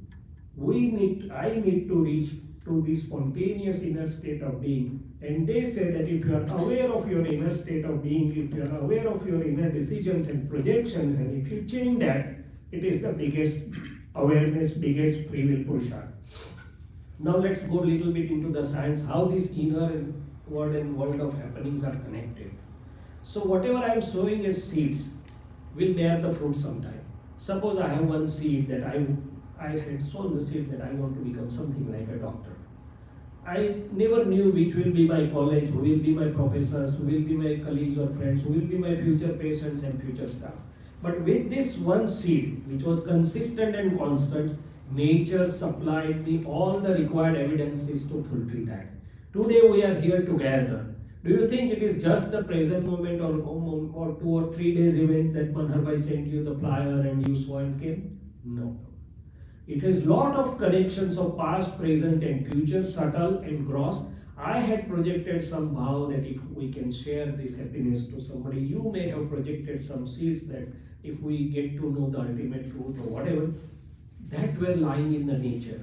Now nature's system is like a land computerized system. Ours are individual computers. व्यष्टि and समष्टि बोलते हैं शास्त्र की भाषा में उसको. तो नेचर ने आज हमें इकट्ठा करवा दिया at particular place, at particular time, with particular name. Now scientifically what happens? That is also to be known. So inside, this is a very unique, awesome experiment going on where Chaitanya is one element, वो एक तत्व है और एक उद्गल रूप रस स्पर्श गंध गुण जो जिसका स्वभाव है दोनों तत्व है. Elements are one which has no beginning, no end. They are forever. They can be you can say their phases can change, but they cannot be destroyed. So Chaitanya or matter दोनों पास में आने से नजदीक, as they have come nearer, the third extra special properties have come up. Science में कोई दो चीज नजदीक आती है तो तीसरे गुणधर्म खड़े हो जाते हैं. So and they are neither the innate properties of element A or element B. So here what has come up is I am Dr. Shailesh, I am doer. Prakriti puri khadi ho gayi, krodh maan maya, which is neither the original property of Shuddha Chaitanya, neither the original property of matter. So as they have come together, the whole new three entity has come up with its own properties. Now enlightened ones know how to put them apart so that you can be liberated or can get free from all the sufferings, bondages, miseries, and you experience your ultimate peace. So here the science works that whenever I am signing the bhav, I want to help somebody or I want to teach lesson to somebody, the atoms and molecules which are outside in their neutral form, they get sucked inside. In the presence of Chaitanya energy, it becomes sort of electromagnetic. They get coated and they get stored inside on each areas of pure soul. Now here these terabytes are indicative, but there is much more storage capacity than all these terabytes put together, and it forms the causal body. Now this causal body, which is conglomeration of charged atoms and molecules, gets linked to the natural power because of this charging. Natural power receives the inputs from all of our computers, different people, different times, and natural computer works to the utmost accuracy of a fraction of a second, fraction of a molecule at appropriate time. Its function is to give results by accumulation and dispersion of the circumstances. Another example, suppose I have put a seed that I want a wife. She should be beautiful, she should be able to earn in America, because in America both has to earn, and slowly I say my father-in-law should be rich, so I will have less to earn. So this tender inside is sealed, nobody else knows. That goes to nature. So nature says at appropriate time we will give you the result. 25, 28, 30, 32, whatever. But when the result comes, it comes scientifically. So nature doesn't give only wife, it gives father-in-law, brother-in-law, mother-in-law, sister-in-law, everything put together. So you all had the inner projection that we should have a better life like American, you came here. But in a package deal, when the result was delivered to you scientifically, there are no householder maids here. So you have to do, even if the back is hurting you, you have to do the vacuum. So this is how our life is functioning. So having known that I have my power of inner projections और inner भाव मेरी सत्ता में है, तो मुझे use कैसे करना चाहिए? So simple, broadly speaking, too, for relative living, मेरे मन वचन का ऐसे let my mind, speech and body offer happiness and help for real. I want to know who am I so that I can have the ultimate permanent bliss of myself. These two will encompass or enclose all the essence of all the scriptures, broadly speaking. Now let's come to know how to know who am I. That's the last part of my talk, right? As I said, Vedas want us to be there, Gita wants us to be there, Jainism wants it to be there, everybody wants it to be there. Now when I was asked, what is your name? I said, my name is Dr. Shailesh, because we doctor never like to speak only name. So that's in our head, here we go. So okay, your name is Dr. Shailesh, then who are you? So I was puzzled. I am Shailesh only. It cannot be as simple. When I say this is my phone, the phone object to which I am saying is my, and the owner has to be different. When I say my house, the house and owner has to be different. So I never say I am body, I say my body, my speech, my mind, my feelings, my karmas, or even my ego. So if I put it aside, what remains is I. So abhi mera I or my dono mix ho gaya hai, because I don't know.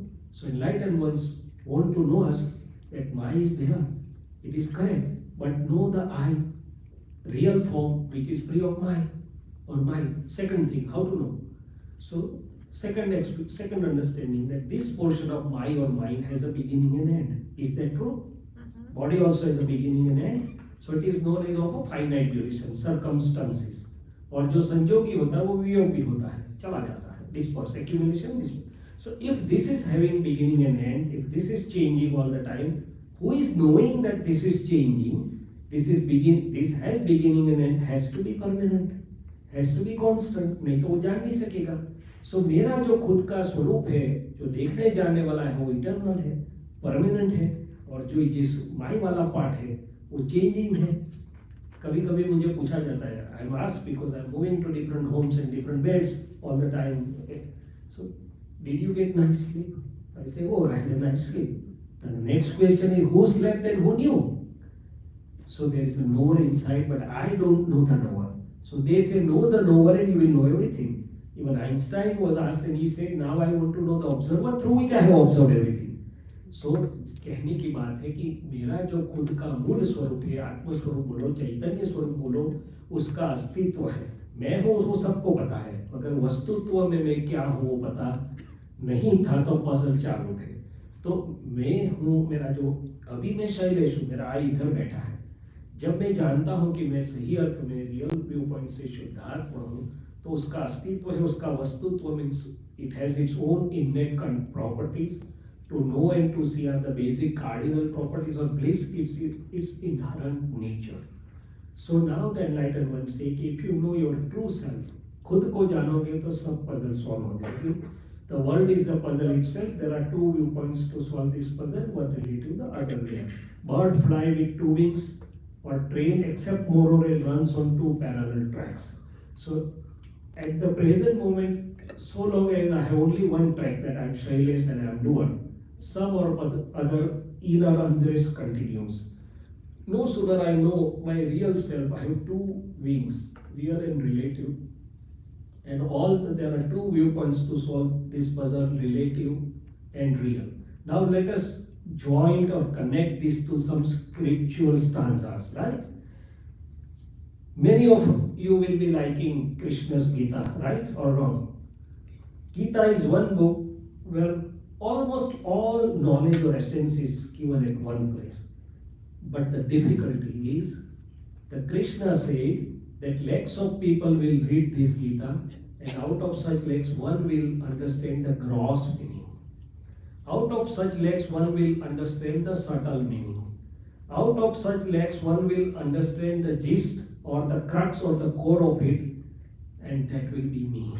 So my next puzzle is, I love Gita, but can I reach to the heart of Gita? If I reach to the heart of Gita, all the results what he wants us to achieve will be effortless. But if I don't understand that, the results will not be there. So let us understand if we are getting the results. He says that one who sees with equal vision, a scholarly Brahman or a dog or whatever, जो समदृष्टि जिसको समदृष्टि है सब में वो सही है. How can I see all equal? One is my father-in-law, mother-in-law, one is my staff or peon, one is that one. So he says, with only outer vision you will not achieve samadrashti. But when the inner vision will be opened out, and when you see with both visions, equanimity will be effortless result. So at another place he said, one who sees me and everybody will get to my place or my experience. How can I see Krishna in everybody? Unless my inner vision is opened out, I cannot see Krishna. Okay, let's come to that part. The Krishna which we love, Vishnu, whatever the form, Balaji or Srinathji, whatever, that is the form which we should worship and we are worshipping, but that went away with the arrow. So is it real Krishna? At other place Krishna says, I cannot be destroyed by weapons, I cannot be burnt by ashes. So how the two Krishnas are different? Both are correct.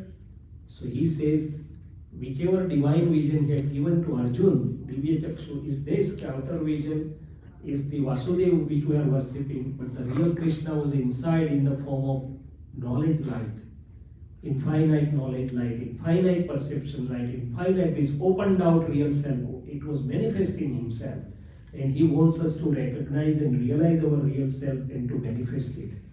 So once we have that vision, Atmavat Sarva Bhuteshu, that's another thing which we want to achieve, it will be effortless. So now what is the process for that? Okay, one more thing, where we are missing his heart. See, at one place he said, Sarva dharman parityajya mam ekam saranam vraja para dharma bhayavaha. The all other dharmas, I am not using what religion, all other dharmas will lead to fear. If you leave all other dharmas and come to my surrender to me or come to me, you will be free of all everything and you will be free of all sins also. Now my question is how to surrender to Krishna. Which are other dharmas? Which other dharmas should I leave? Which are paradharmas? What's your vision like? Somebody says Christianity, somebody says Muslim, somebody says Jews. Is that what he wants us to say? No. He wants us to say something that these 5 karmendriya, hand, feet, 5 gnanendriyas, eye, nose, ear, and 11th is mind. 5 karmendriya, 5 gnanendriya, and 11th mind, they are in their own nature. You want to see or not, I will see. You want to hear or not, ears will hear. You want to think or not, mind will think. So the 11 horses are symbolic for 5 karmendriya, 5 gnanendriya, and 11th is mind. So long as I am Shailesh and this is mine, I am owning the dharma of body as mine. I am owning the dharma of senses as mine, and that has led me all the puzzles and fears. Because I don't know my own dharma, as Shuddhatma, I cannot come into Swadharma. Once I come into Swadharma, all the fears will vanish. It will be beginning of bliss, enlightenment, and I will become free even from the fear of death. Right? So that's what is the crux or gist of the Krishna's teachings in Gita. So if we have this vision, everything becomes effortlessly simple. Now Krishna said, Yuge Yuge Sambhavami. If he comes today, how will I recognize? Can you guide me how to recognize Krishna? If he comes with a flute, I'll say, okay, music party will adopt you. If he comes with cows, I'll say shepherd colonies at other place. And by mistake, if he comes with more copies than one, then no. So it cannot be recognized by outer vision. One who can open my inner vision. So this is where the divinity and secret lies. There is no greatest disciple like Arjun, Shishya, or there is no greatest teacher like Krishna who were in the hearty conversation for so long. But ultimately Arjuna says that no, this is the limit. I now can't understand more, can't go more than that. So I surrender. So what he surrendered? I am Arjun. He surrendered his ego. He surrendered that I can understand the final thing. And at that moment, Krishna performed a divine experiment for him. And that divine experiment is on our inner self. There are covering layers. Scripture says Maya, some says Agnan, Vedas say Mal Vikshep or Agnan ko nikalo, Jainism says Rag Dvesh or Agnan ko nikalo. Agnan is the common. So the enlightened ones know how to disperse or shatter those clouds from the inner pure self. Once they are shattered, one realizes one's own self in the form of beginning of the bliss, and then it remains ever. And then the both visions, Divya Chakshu, can be opened out. So now, our last journey, my earnest, hearty prayer and desire and wish to be here, what I have been enjoying for all these 46 or 47 years, I got into this when I was a medical student. I finished my first MBBS, was to start second MBBS. There was a vacation of 2 weeks, and Mother Nature took me somewhere. The journey started with the divine experiment of self-realization. And these are 46 to 47 years. I was given simple 5 sentences.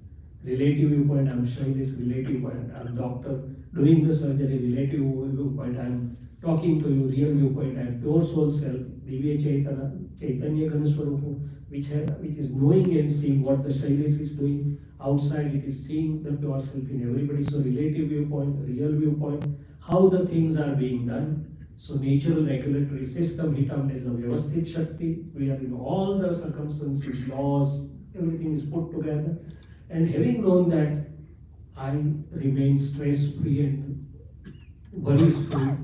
So the whatever Krishna said, Karmanyeva Adhikaraste Mahaphaleshu Kadachana. Again, I was missing the heart of it. So when all of us are asked, Karmanyeva Adhikaraste, I say, oh, I go to regularly to my clinic, I do my duties sincerely, that is my karma. Then again the question comes, if that is my karma, it should have the independence. Adhikar means independence in my realm, but we already saw that the part of happenings is not in my total control or not in my... So Krishna really didn't want to say that. Krishna says karma is inside, which is a beach sowing the new seeds, creating your new prakriti in the form of bhav or inner projections, and outside what is happening is the karma phal. It is the effect of past fruits. So jab effect aati hai, it is the nature into action. You are not independent, you are the instrumental, you are do your best according to best of your understanding, care, caution and ability, give rest to nature. But inside I exercise my free will. As long as I am Shailesh, I have the bhav satta. Once I know my true self, I have swabhav satta, and I can become free from kala, karma and maya. So now the last question, if anybody of you has any interest out of this, how can I get to my true self, then the process is simple.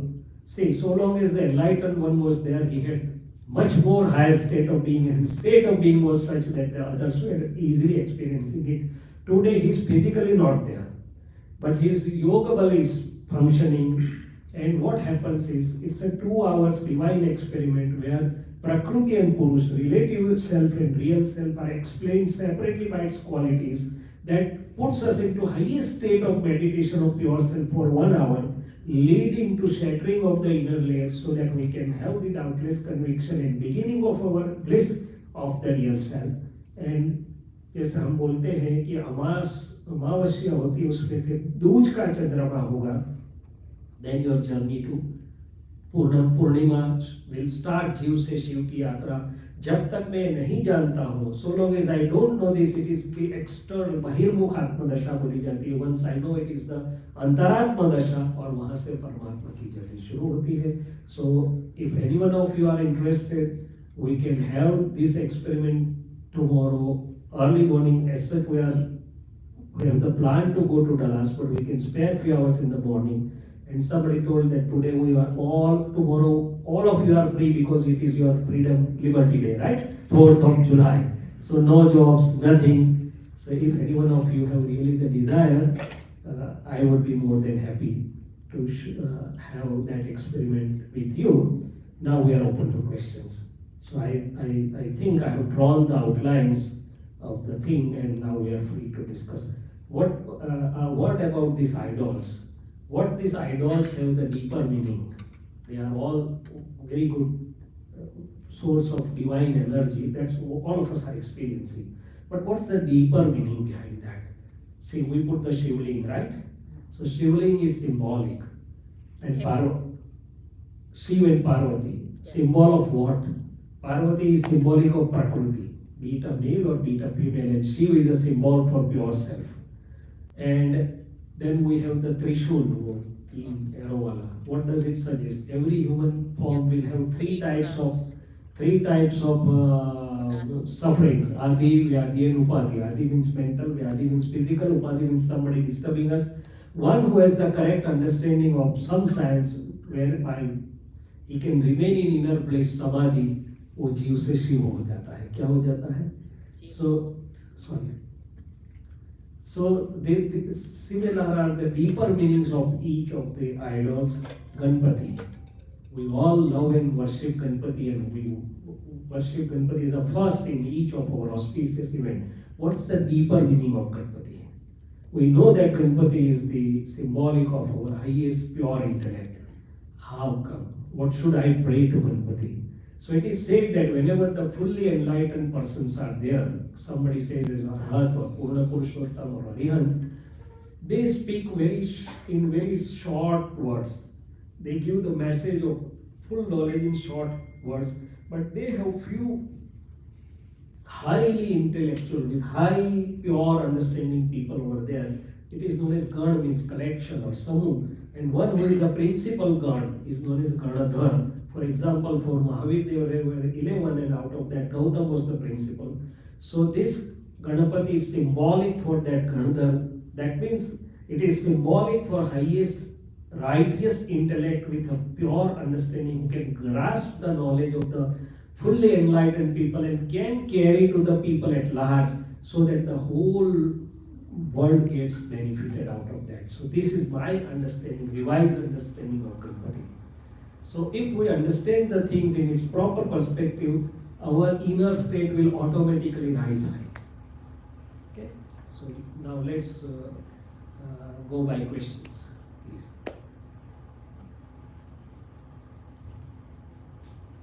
I request everyone, please. When you meet someone, Yeah. interaction, Yeah. what are the indications that that person is a realized person and that person is above or has achieved something which we don't have? How do we, what is the... Yeah, very good question. How to realize or understand that he has gained something? I appreciate, and really a genuine question. Because in present world, we come across so many shops or so many people, and our heart really wants to have something which can have lasting real benefit for me. So there are some few points which I can share, but everybody can have their own points. The biggest is your own heart, your own soul, which tells you, see what happens when you are in the vicinity of a correct person, your heart feels settled down there. Your soul says, no, this seems correct. But more than that, that person will not have any craving for any relative thing, money, prestige, name, fame, peace. Will not expect anything from you. Will not go by conditions. If you give this much, then we'll come to your home. No, because he is so blissful in him or herself, he doesn't get dragged by the relative cravings. So this is one, free of the relative cravings, even of disciples, that I have so many disciples. That's also binding, because I'm binding to something relative.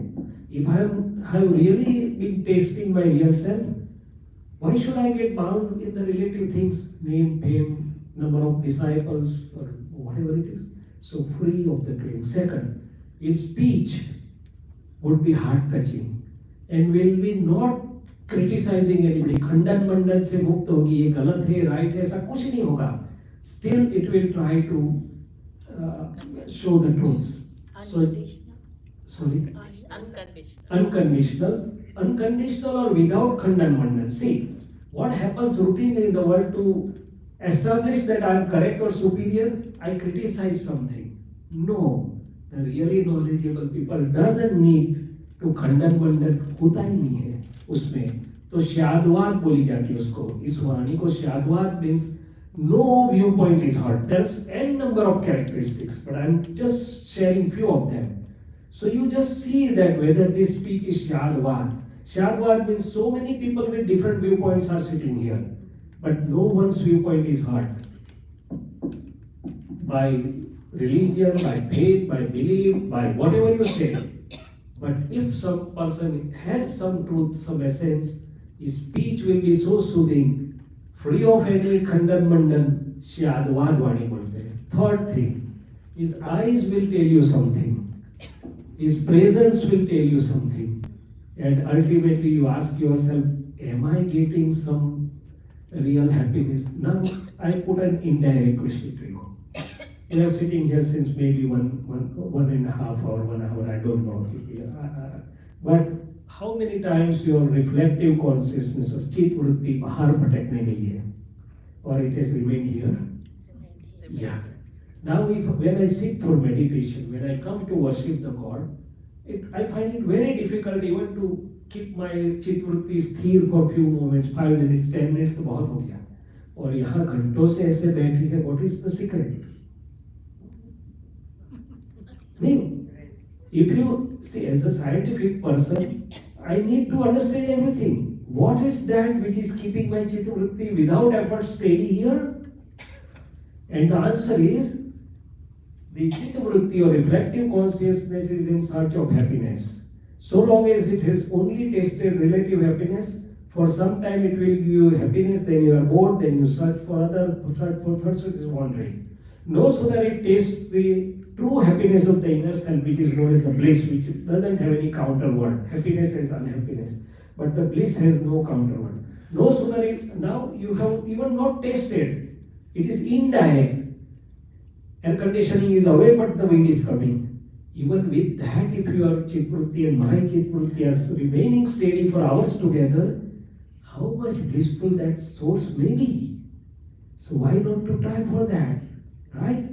So these are, by very many means, you can understand that person seems to have achieved something and leave that. We are not concerned with whether he has achieved or not. What can I gain from that? Am I getting benefited? Am I getting some visions, some insights which are useful to me in daily living, which can lift me to my experience of the true self? I am the selfish person, I see what is my benefit. Okay? Thank you. That makes sense. Yeah. So I welcome that. See, if the questions are there, then please go ahead.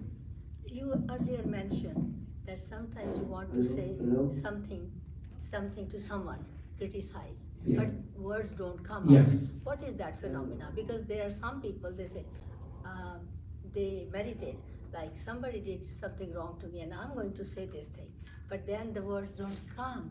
What is that? Yes. So this leads to open out the science of speech. As I said, art and science of communication or speech. It's a very wonderful science. I just mentioned the stations and I don't, but now we are opening that. So this speech of mine, it has a unique science. I think I spoke. But these two phenomena, sometimes I want to speak but the words don't come out. Sometimes I don't want to speak but the words come out. So what is happening there? So it says that the words, the speech is a material form. You bang this and there is a sound. So speech, of course, there is a presence of pure soul, but the speech is in a physical, material form, atoms and molecules. So how it comes out? It comes out from my prakriti, whatever I have brought as codes based on beliefs. Some people have beliefs. I say I always tell on faith, no matter what. Some people say, why should I have this headache? So these codes or beliefs I have brought within me at given time. As an effect, these codes or beliefs sprout up. When it is getting sprouted, then the shorthand and the speech comes out. Speech comes out at the sum total of my relative inner self functioning, which is not, I am not the totally independent controller. It comes out as an effect of previous seeds, what I have brought in my personality based on the circumstances. So the speech or tape record is partly the other dependent. It's a part of the effect, and that's why sometimes even if I want to speak, the words don't come out. Sometimes I don't want to, but the words come out. Now, if I want to modify this speech or if I want to correct this speech, what should I do? So this is in brief I am telling you that the beliefs and codes I have brought. From that, it sprouts and gets converted into shorthand and comes out in a speech, very fast speech. If I want to modify this speech, initially I was believing that I should be telling on face, otherwise they will sit on my head. Now I realize that my words, before affecting others, do affect me first. Good or bad, both. If I say you are nice, I have soothed my heart. If I say you are, then it hurts me. So I realized that no, let my, we have the one inner prayer or inner vow that, oh Lord, give me such an inner strength that I will not speak any harsh or hurtful words or language with any living being, not make anybody or not encourage anybody speaking such words. And even if somebody speaks harsh or hurtful language, give me the inner strength to reply in a soft and sober language. So this is, I am changing my inner course based on my current understanding. Now the next question is, how do I convey the things? There are always the better ways to convey. With this code inside that let my mind's speech and body, or let my speech not hurt any living being, the next code is, what is the good quality of this speech? It should be beneficial to others, heat. Myth should be concise. Priya, usko priya lagna chahiye, or should be truth. If I have these four qualities, it is beneficial to others, it is concise, it is loved by others, and it is truth, then I have achieved something good about my speech. So with these inner changes, gradually I climb the steps when my outer speech will also be loved by others. It will be soothing the heart of others. It will be liked by others, right? So the enlightened ones, they have the highest codes. They have two types of codes. One, the speech should not be hurting any viewpoint. Even the belief should not be hurt. And this speech, they have the codes that should be universally beneficial or should attain universal welfare of one and all. They have only one desire. Once they are blissful, they have only one desire, that let one and all have the happiness and harmony, let one and all have this ultimate light so that one can attain the one's own true bliss and can progress on the path of liberation. So when this is the only code, see, ultimately the speech is according to our intent or our inner purpose. If our inner purpose is, I want to prove that this is right, that means you are not right, the speech will be different. If I want to emphasize something on something, insistence and adamance, the speech will be different. But if I have the intent that let one and all can have the true happiness, my speech will be different. So speech goes by your intent and purpose, speech goes by your inner beliefs or codes, and you can correct or modify the speech for better. And it is said that one who has taken care of these words can take care of the entire world. Word is the world. और मराठी में किसी को मराठी आता होगा तो बोलता है कि वाणी शस्त्र है जपुन वापरा, यूज इट केयरफुली, नहीं तो ये दुर्योधन वो द्रौपदी के दो शब्द ने महाभारत खड़ा कर दिया. But at the same time, the two words can relieve you of the entire journey. It can liberate also. So nice questions. Please. Yeah, I enjoyed your lecture very much about the inner meaning, inner peace and happiness. Other thing, purpose of life you mentioned. Yes. The purpose of human being, human being is 1 in 84 lakhs. Yeah. Human being compared to other creatures. Yeah. Because of the communication, vocabulary and speaking and communication, comprehension. But human being, but At the same time, we try to get the happiness through different things. But how to get the communication skills, like there is a Sanskrit Subhashitam, Manasya Abharanam Jnanam. Yes. The purpose of life is get into Jnanam, try to understand depth and understand also, like a Gita is there. Yes. Lot of slokas, with Yeah. not everybody can apply. Jnanasya Abharanam Bhakti, devotion to God. Try to seek God, get as much as you can get Bhakti. And Bhaktyasya Abharanam Kshama. Yeah. That is Kshama means tolerance. Yeah, yeah, yeah. Kshamasya Abharanam Vakku. What you speak, Yes. how you speak, Okay. when to speak, Yes. what not to speak. Yes. These are the things I just wanted to Yeah. comment. Beautiful. So about the speech we already talked in brief, that I change my inner codes that let my speech not have any hurt, not hurt any living being, any human being especially. So let my speech do not have harsh or hurtful words. And even if somebody speaks, let me respond in a soft and sober language. This is the beginning of the correction of my speech. Then, as I said, as I know and I am aware that my speech depends on intent and purpose. So before, my intent and purpose was different because it was based on my limited understanding that as a doctor, let me have more and more income as soon as possible. Now with this understanding, my intent is automatically changed. That if I can help them, if I can soothe them, I'm going to get money as a byproduct. But my primary intent changed. So my speech changed. My total behavior with my patients changed. So if you know, this understanding will change your intent or purpose. Most of the times our intent and purpose, even husband, wife, I am right. I understand right. You please try to understand. And that leads to clashes, right? I and me, you and me. So enlightened one says that even as a husband, wife, we never used word you and me. We use word we or ours. Simple looking thing. But see the difference in speeches. So understanding will change the speech. This is the second level I'm saying. That once I want to change my speech, I look at my intents, I look at my purposes, I look at my understanding. Speech is the sum total of my relative inner self processing. How my relative inner self, पूरी जो मेरे बात की मन बुद्धि चित्त अहंकार, beliefs, opinions, intent, purpose, discharge, क्रोध, भावना, सबकी जो मशीनरी चल रही है उसका समरी स्पीच के रूप में बाहर आता है. And an intelligent person will know from the two words the other person speaks from where he or she is coming, what is his or her level. Will immediately realize, oh, this is the level or this is the inner being of this person. So as I came to know the different aspects, third thing, okay, I realized that my speech should be free of insistence and adamancy. बात बोलने की सबको अधिकार है, but एक ही चीज में बार बार बोलता हूं तो सत्य असत्य हो जाता है. Your insistence itself converts the truth into non-truth because it loses its purpose. Right?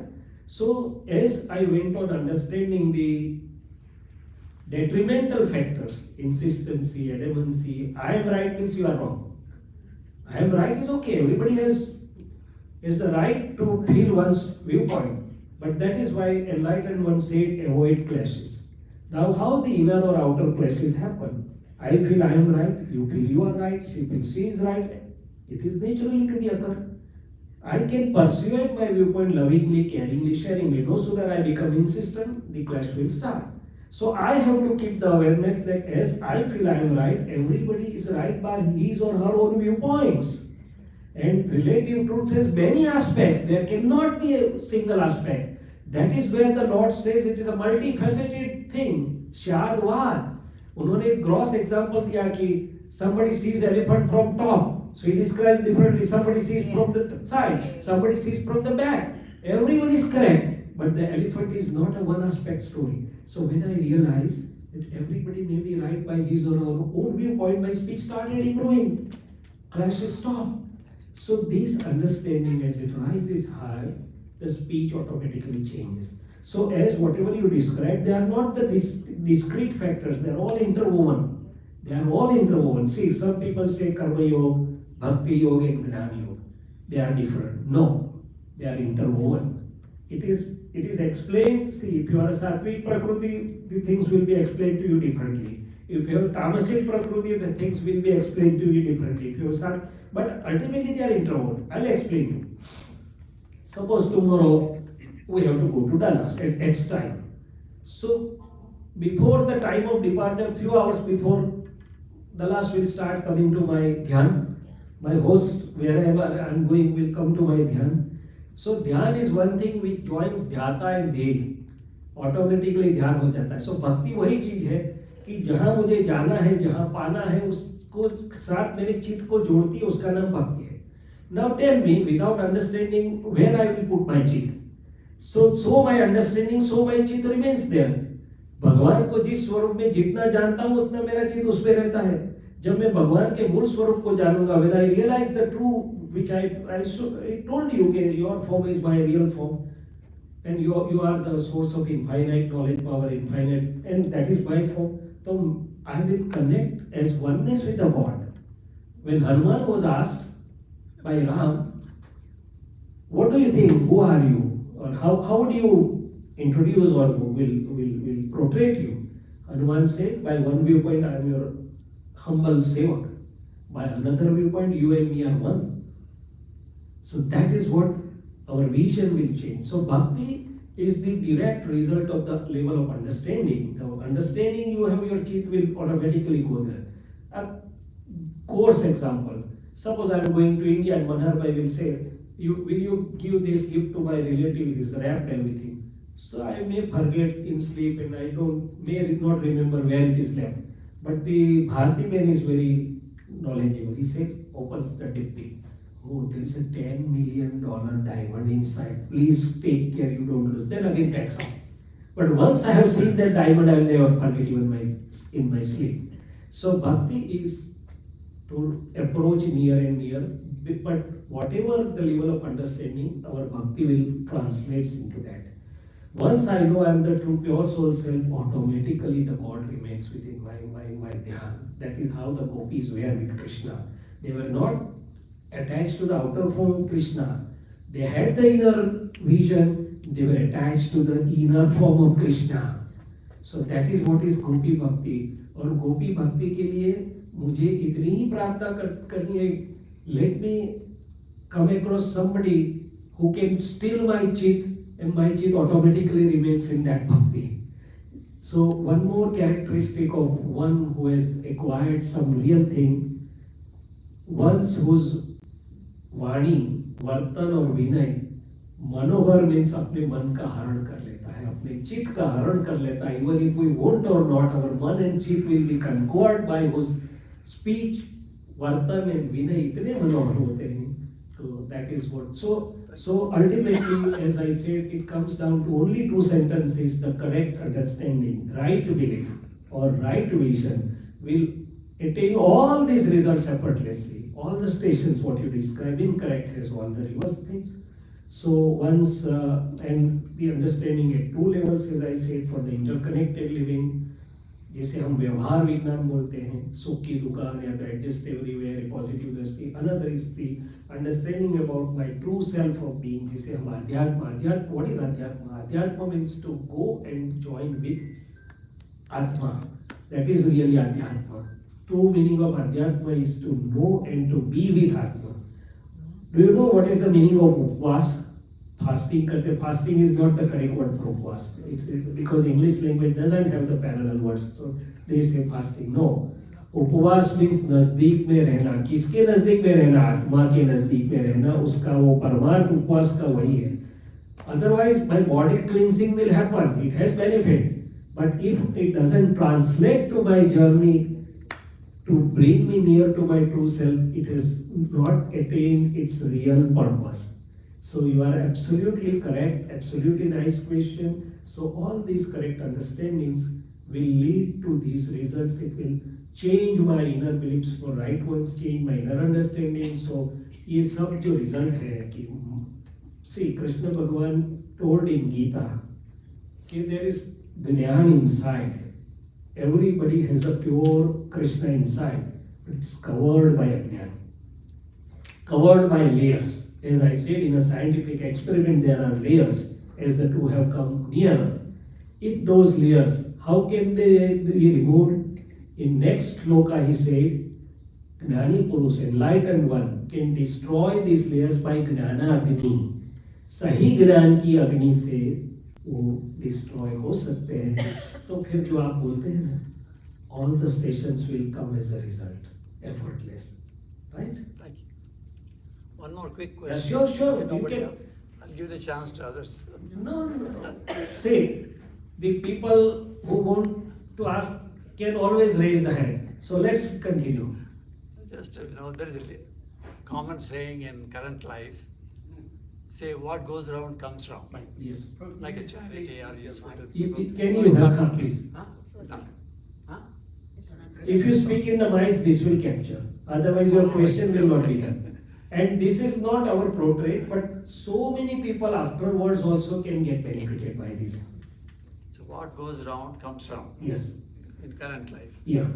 But if we think about the karma, we read in the scriptures and when our Gurujis mention all that, that whatever some mysteries happen in present life, Yes. they say it's because of some previous karma, Mhm. previous karma. Mhm. Life, whatever you have done it, Mhm. you are facing now. Mhm. If you are doing good things now, Mhm. it'll be good for the next life.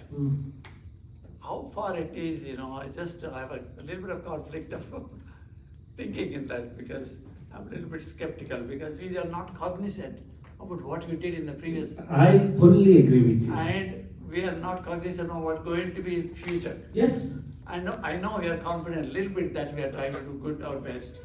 Some people born like gifted. Some people are work hard and try to get closer to good person like thing. I got your question very well. like, Yeah. like gifted, some acquired. So, Congenital and acquired. Like so I pray God that throw light on this. So that is why in my talk I say that first and foremost I am not concerned with past and future, I am concerned with right here and now. And because each action of my mind, speech and body before affecting others do affect me first, positively or negatively, reward or penalty, if I am observant, if I have learned to look within, I can see that right here and now, it gives me results. Now, second thing, that also we discussed that word is my own echo. If the word goes out, you are a nice person, it may come out, you are also a good person. Sometimes it doesn't come out, and we get puzzled and we shut down the doors of our heart that फिर वापस नहीं बोलना है आप अच्छे. No. Before that there is inner echo, that also we discuss, right? So first effect of karma is right here and now. Now let us understand as what you are discussing. Yes, seed and fruit relation if we understand.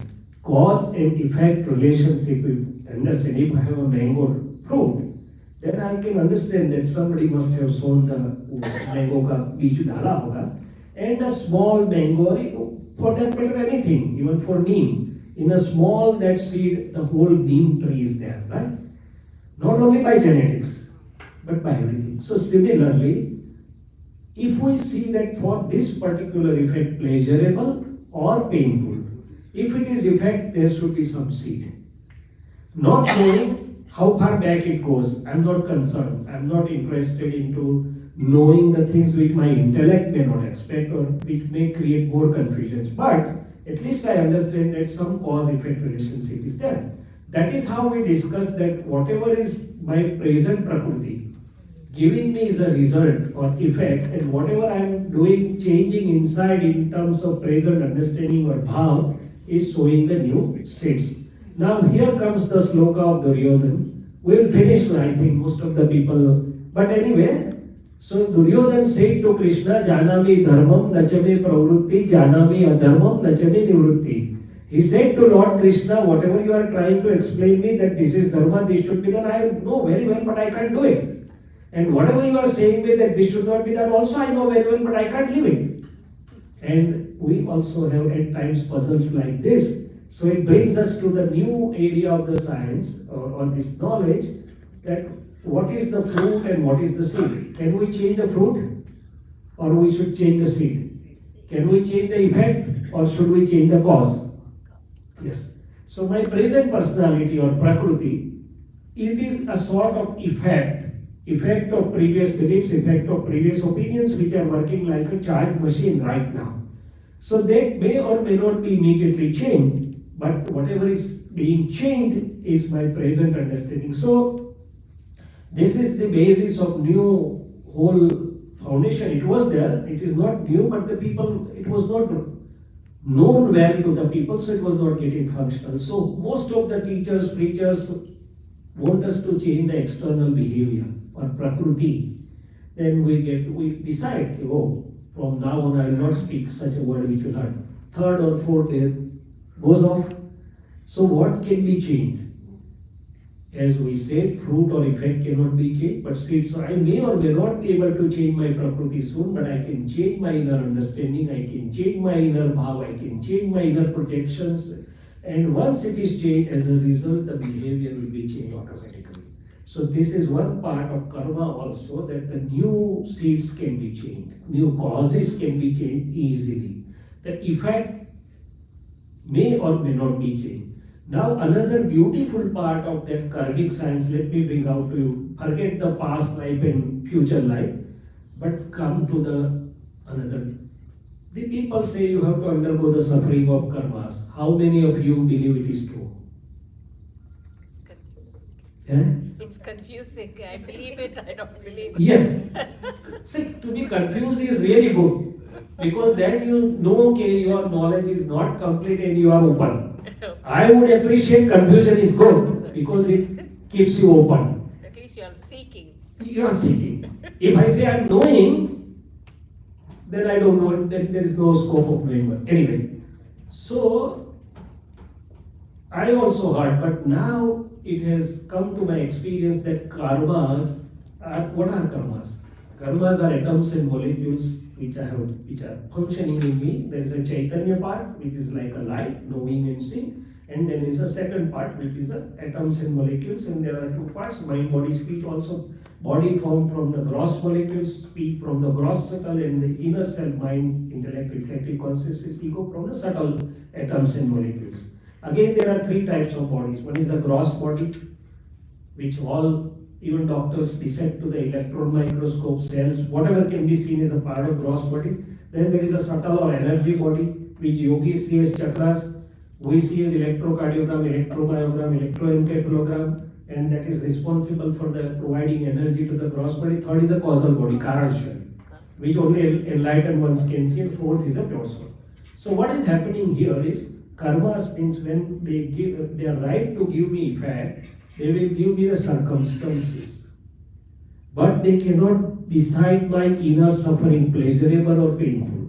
Right now we saw that it depends on my perspective of looking at the things. If I change my perspective, same situation will not be able to give me suffering, I will be gainer from that. And if I have the understanding that I am true self, even the physical sufferings से भी मैं थोड़ा दूर रह सकता हूँ.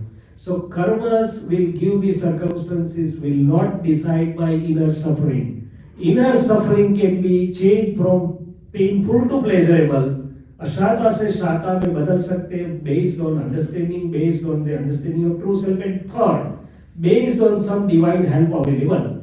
If I'm here, if I'm in some difficulty, I can call some of my friend and he or she may help me. Similarly, there are divine tools which can lighten up your atoms or molecules, which can take out the force of the adverse effects, and you can get relieved, or at least Gujarati by kehvat છે sudi no gas hoye sayo.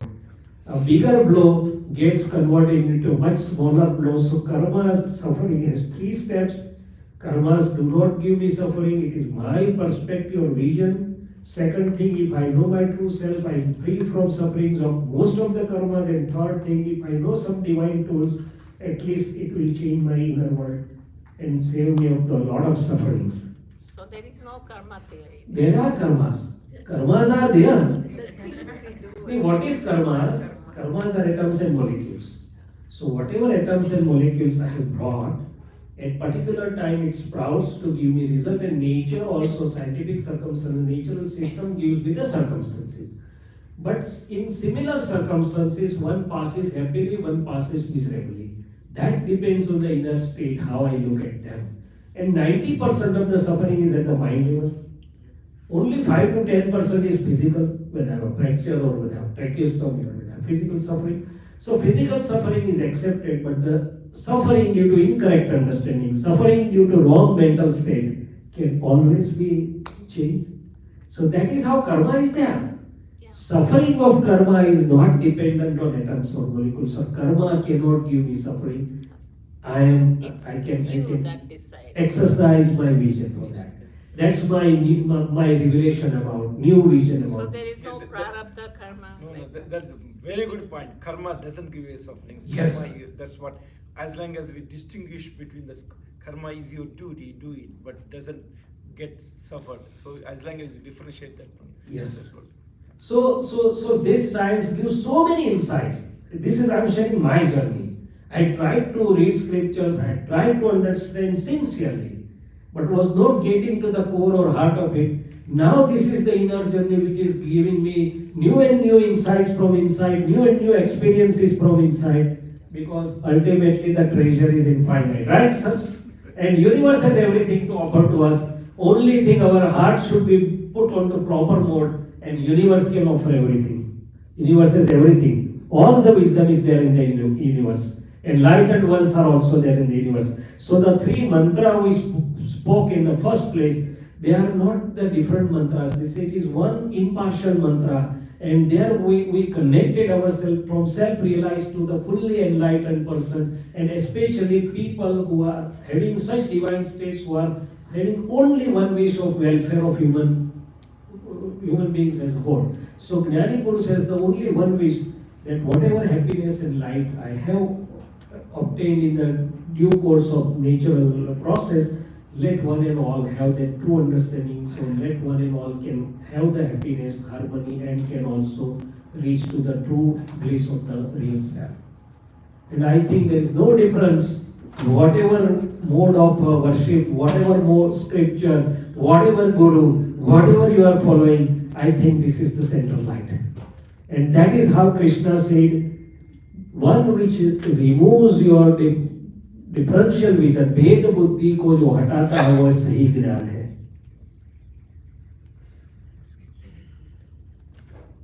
So if at all, if any one of you wish to walk few extra steps, you are welcome to Madharbai and Bharti Ben's place tomorrow morning at 8, and we can conduct this divine 2 hours meditation experiment. It's not meditation, different thing, but Atma Anatma ka self-realization ka, which I was fortunate to have in 1977 at my age of 18 years. Again, one more clarification. You have not to leave everything. If you have Guru, you will better worship your Guru. You will better understand your Guru, because you will have two vision to look at Guru as well as the Krishna within or Vishnu within. So it is not about leaving anything. It's not about making any new Guru. It is not making yourself entering into binding. It's just knowing the true knowledge which will help to achieve the all ultimate results. As I said, what yoga wants us to do, what meditation wants us to achieve, what the life purpose wants us to achieve, right? I hope our journey is good. So that is thanks to all the we say Sat Kalyani Shakti. Sat means eternal. So we say Satchidanand is not the name of any person. Sat means eternal. There are 6 eternal elements. Real self of all of us is eternal. Chit means Gnan or Darshan, to know and to see, और आनंद जिसका स्वभाव है. तो सत चित आनंद जो हमारे अंदर अविनाशी है, ज्ञान दर्शन स्वरूप देखने जानने वाले. See, all other elements do not have this property of knowing and seeing. हमारे ही सत रियल स्वरूप जो ज्ञान दर्शन देखने जानने वाला, और आनंद तो उसका स्वभाव ही है. उसको inside as well as outside we are connected to it, right? So last small prayer, if anybody has question, we'll wait, otherwise last small prayer and we can break for the beautiful prasadi. Then also I'll be available. What we do in our medical conferences after formal sessions are over, we get more over the lunch tables or afterwards when we're leisurely interacting, because that's more chance to interact heart on heart. So I'll be available, that's not a question. But in respect to everybody's time, I think. Personal question to you. How did you start at 18? What did you follow? What did you do? Yes, a very good question again. So, well, at my age of 18, it started, but before that, let me give you a little bit background of up to 18. So, my mom and my maternal uncle, they were spiritual. So, I had so when my mom was sitting for meditation, in Jainism it is termed as samayik. Whatever way she was understanding, she was making me sit by side of her. I may be at the age of 7 or 8 years, and she gave me one pictorial book. And I remember that pictorial book had pictures that if you do some good karmas, you will be born in Oklahoma and with big good houses. And if you There we are. this is my perception of looking at you. And if you do bad karmas, you will be in India in a small hut, or you will be Gulab sector. So, meaning thereby karma principles, good karmas and good fruits, and bad karmas and bad fruits. Now there my puzzle started. If I do good karmas, I will have enjoyment, but that will not be forever. And good things ending, or it is to end, also gives me pain. Right? Good friend, we all will leave each other if I don't understand. So, and again during that period, I'll do again something good or bad. So doing and suffering, karma bandhan, there are cycles, chalu rahega. What is beyond that? And my small mind had no answer. I had sleepless nights. I still do remember that part. Then I tried to, as and when I got some time, I tried to read. When my first MBBS was over, there was a small vacation. And I was a ranker student, so it was not that I didn't like my studies. I was third in the university in Apts and I was second. So I thought, okay, now let me put the medical books aside for these 2 weeks. Let me see if there is anything else worthwhile in the world. This is how it came into my mind. I was not knowing what to look for. And I was not having answers also. So see how this natural system works. That is another proof I am going to share with you. I am hailing from a small town on Gujarat and Maharashtra border. So I had gone there in the vacation, and there were no activities there which I can pleasurably pass my time. So once I went to elderly person whom I used to go for saying pranam, esa. So I said, if you have anything worthwhile reading, please give. I am not able to pass my time nicely. And see the nature. We had a small, very pious saint in our village who was Bala Brahmachari, and the plants used to talk to him. He used to prepare medicines, and throughout life he distributed free of cost. He was such a pious soul. So somebody had given him the Aptputras, that's a collection of DadaBhagwan's sayings. And he felt this is very good, truthful. So he gave to this person, Ramanik Bhai Mehta. Now Ramanik Bhai Mehta had never met DadaBhagwan. He was not even ready to, but he gave me, since you are staying in Baroda, there is somebody known as DadaBhagwan. This is a book and this is a small photograph. He never gave me also the book, because our people don't want to give, they want to put in cupboard even if they want to read or not. So, but this was more than enough for me. So on a small piece of paper, I wrote down DadaBhagwan Mamani Paul Koti. There was no phone in that time. I was not knowing who is DadaBhagwan or what I am going to get. Nature was taking me. I put the address. After 3 days, I came to Baroda when my college was about to start. I freshened up myself. I was staying 7 kilometers from the railway station. I took the bicycle and started, where is DadaBhagwan? And luckily DadaBhagwan was there in the Baroda, otherwise he used to travel. So not knowing, I was pulled there by nature, but first 3 to 4 minutes conversation and my stand stuck there. So he straight away told me, are you inviting new binding karmas? I say, yes, I'm inviting new karmas and I'm disposing the old karmas, these processes are going on. That is what I know. That is what I knew for whatever I heard. So he said, do you think Lord Krishna, Lord Mahavir are inviting new binding karmas? So I said, no, they must not be invited. So why? They also had activities. Krishna had so many activities, Mahavir had activities.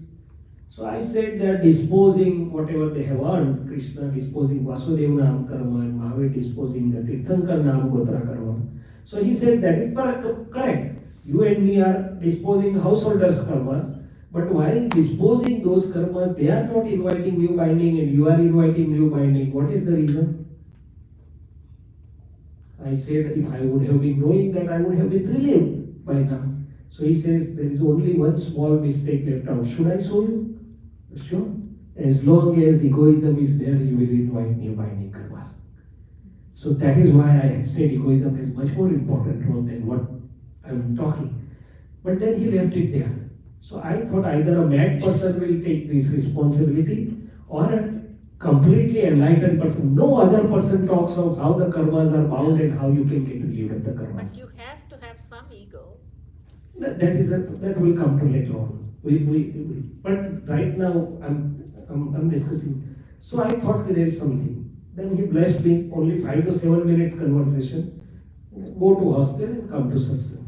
So I departed from them, but inside that thing was continuously working within me. I was performing all the duties outside and inside that was effortlessly functioning, no fatigue, nothing. So I said, this is something unique experience. I have never experienced in my life.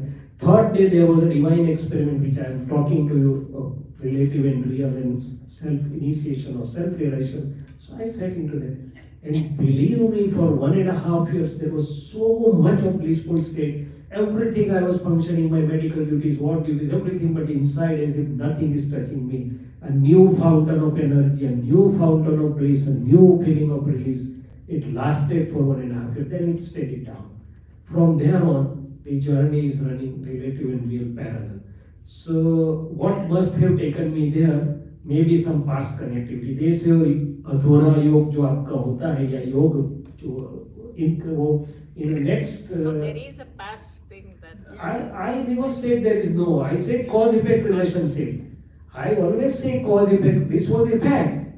The circumstances, whatever we are getting in this life is a fact. There has to be some cause for that. Yes. So There's a seed sometime. yes. So then, after many years, he asked me, "What do you think? Since how long we may be together?" I said that we may be together since quite some time, but I don't know because I don't have that vision. We are together since a very long time. So that some cause in this birth, as long as my eyes were opening, some understanding was opening at the age of 18 and Mother Nature took me there. But then it was my experiential journey. Again, blessed with a scientific vision, knowing the body-mind cell a little bit, I can coordinate it well at all levels. Please. In today's world, with the finite time we have, Yes. and challenging, spirituality is not working. The spirituality is very tricky and challenging, but also rewarding.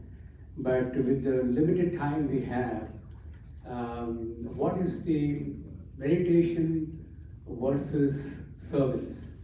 Yeah. And all this analysis we do and all this thing, which is very good, all your narration was so good and educating. But the service is something you just give up. At the end of the day, submatiye. So, if you come to this conclusion, all this is meditation necessary, or you can just be in service and there's that's the question. This is my question. No, I understood your point fully well. Yeah, because it's everything is from ashes to ashes. There's nothing left unless we have all this process going on within us. We have all these questions, but we have to go through this. You don't understand. But So, my question was that if you're just in service, you're doing the service, and you can just go. Leave it. beautiful. So two aspects of these answers. One, we started from there. let my mind, speech and body offer happiness and help to others. That itself encompasses all types of services. That's the first objective of interconnected living. Now there are 4 types of services. Ahar Dan, basic. Aushad Dan, greater than that. You are increasing somebody's longevity. Better than that, superior than that is Gnana Dan. Gnana Dan has 2 parts, relative and real. You help somebody educating and his family and some few more. But real Gnana Dan, this inner Gnana Dan, is still higher than that. And 4th is Abhay Dan, to be able to make living being free of all fears is the highest. So what type of service you would be able to render is based on what understanding you have. Ahar Dan, Aushad Dan, Gnan Dan and Abhay Dan, and ultimately service to self. Unless I am happy or blissful within myself, my service will remain incomplete. So while doing all the services outside, I have to realize that I am serving myself. That is what I say. Before making others happy, I am being happy first. Before helping others, I am helping myself. And ultimately, when I know who am I become able to serve the others in the best possible way. To me, service is a byproduct of your understanding, byproduct of your state of being. And spirituality is very simple thing. It's not because so many people are sitting and different, so we describe it. But ultimately, at the end of description, doctor gives a very short prescription. So that's not difficult at all, right? Thank you. To know others becomes difficult. To know one's own self, should it be difficult? To go to others' house is difficult. To go to one's own home, should it be difficult? No. Even the bullocks go to one's own home very readily. If they are left alone, they will reach their own home. Cows, bullocks, buffaloes also reach their home. So, going to my own home, there is nothing simpler than that. So, Jai Satchidanand, thank you. And we last 1 minute prayer, we say to our own pure self, and then we depart for prasadi. O pure soul self, O pure soul, O supreme self like Lord Krishna, O supreme pure self like Lord Shiva, you reside in every living being, and you also reside within me. Your real form is my real form. My real form is pure soul self. O pure soul self, you are source of infinite knowledge power. You are source of infinite perception power. And you are source of infinite bliss. I bow to you with oneness and utmost humility. Whatever mistakes I have incurred out of ignorance, I confess unto you and beg pardon. Please forgive me and please give me inner understanding and inner strength not to repeat such mistakes again. O pure soul self within me, bless us such that my separation with you vanishes. I remain one with you so that I can experience all the innate qualities of you. Jai Satchidanand. 1 or 2 minutes, but it can give a very good inner energy of meditation. Thank you, everybody. Hope Have to. that any copy written? Sure, we'll give you. Sure. Everything is open and available. Please feel free to ask whatever you want. We'll give you. Sure. This is not my property. This is universal property. I'm just a messenger or a commission agent who gets inner happiness in commission to whatever is being talked about. And there is a recorded thing also. You can get the link also if you want to go back and revise or re-listen to things. This is being recorded for the same reason that so many other people can also get benefited. Namaskaram. Namaskaram. Jai Sachidanand. Thanks. Any final or concluding words? Yeah. Even Maharaj wants or Acharya. please. I invite and welcome Acharya ji to bless us with his divine blessings. Thank you so much for the coming over to the temple. And, thank you. I had revealed my secret that I come for myself.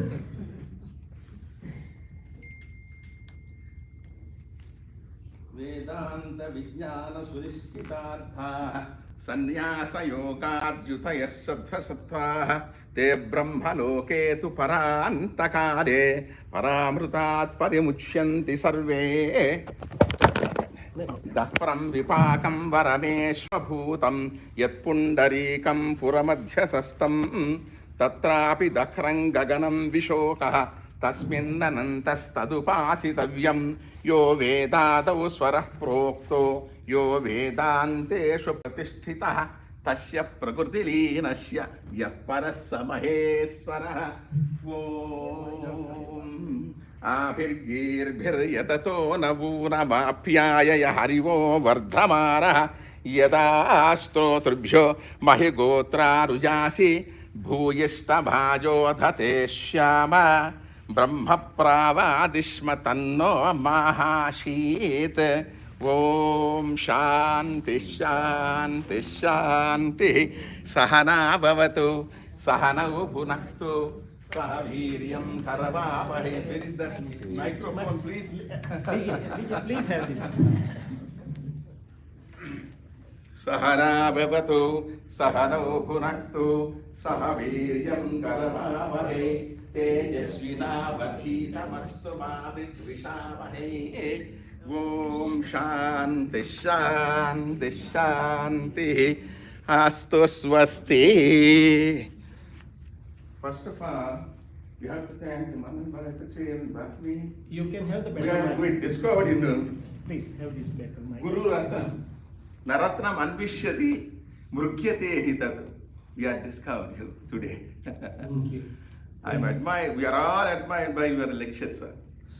Sir, I feel we are one, and I pray all the deities and divinity over here that please help every divinity to sign up and open up to the same level. Yes. That's my hearty prayer, and we are one. Yeah.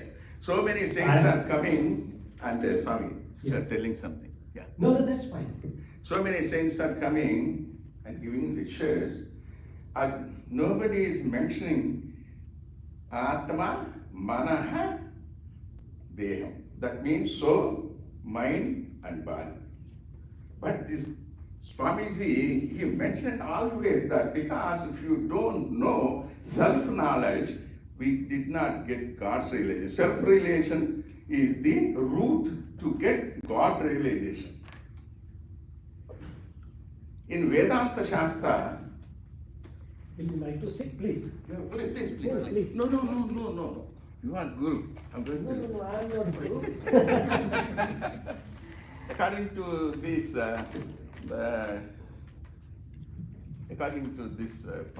brochure, Holiness DadaBhagwan Guruji. I heard about him because I involved in the rituals and worships, and then I didn't get any history, something like that. So many years ago, some his devotees came and asked me, can you write in Sanskrit language in poems about his history and his magnanimity? I can write, but I didn't get that history and then his magnanimity. That's why I didn't do. First of all, and so we can say, DadaBhagwan Guru Maharaj ki jai. And here we have a Swamiji about, just now I put it there, Vedanta, Vijnana, Vagbhushana, Vichakshana, Sri, Shaileshanandji, Varyosau, Vardhatam, Abhivardhatam. Swami, Prachina Acharya, Sahitya, Sauhitya, Suvichakshana, Keshavananda Varyosau, Vardhatam, Abhivardhatam. Can you take 5 minutes with your permission? Yeah. Yes. So it's Mahavishnu, Shaileshananda, Mahashiva, and Keshavananda, Mahavishnu. Shiva and Vishnu both are here in temple. Swami is telling about Atma. Atma is I factor. That is bigness. Not I-ness, is an I factor. Body goes, Atma did not go. It is permanent, inevitable, imperishable, according to our Vedanta Shastra. Upanishad says, Bhagavad Gita also says. But that is inevitable, infinite. Yadrishyam tannashyam. What is visible, that will perish one day. This is Brahma Sutras. What is not visible, invisible, that permanent. That's inevitable. That you can see God, earth, it is visible, perishable. Big star, sun, perishable. Whatever you see, we are all. We came with the two-way tickets and going back to, so that's why, and it is imperishable. Understand? That's why soul is, Atma is invisible, infinite. Whatever object is visible, it is finite. Invisible object is infinite. Like that. But next, body is visible. That's why perishable. Body, according to Upanishad, composed by 5 elements. See, Swamiji is saying gross body, subtle body, casual body, 3 kinds of bodies according to Vedanta. Stula Sharira, Sukshma Sharira, Karana Sharira, casual body. Stula Sharira, that means gross body composed of 5 elements. Earth, water, fire, ether, Prithvi, Apu, Tejo, Vayu, Akash. This is 5 elements. Earth, water, fire, air, ether. It composed. It is whatever is in feminine, everything is nominal. Nominal means P and U. Nominal. That means oxygen is outside, oxygen is inside. Nitrogen is outside, nitrogen is inside. Earth outside, earth inside. Water is outside, water is inside. Air is outside, air is inside. Ether, space is inside, space is inside. You're outside, space is inside. Understand? Composed of 5 elements. That's why it is Stula Sharira. Sushma Sharira, according to our Vedanta Shastra, consisted with 17 elements. 17 elements. You can count. First, Tvakchakshusrota Jnana Jitva Granani Panchendriyani. Tvak means skin. Chashu, eyes. Grana, nose. Shrutam, ear. Tongue, Jitva means tongue. These are all powers. Attracts us. We cannot control these 5 things. That's why 5 sense organs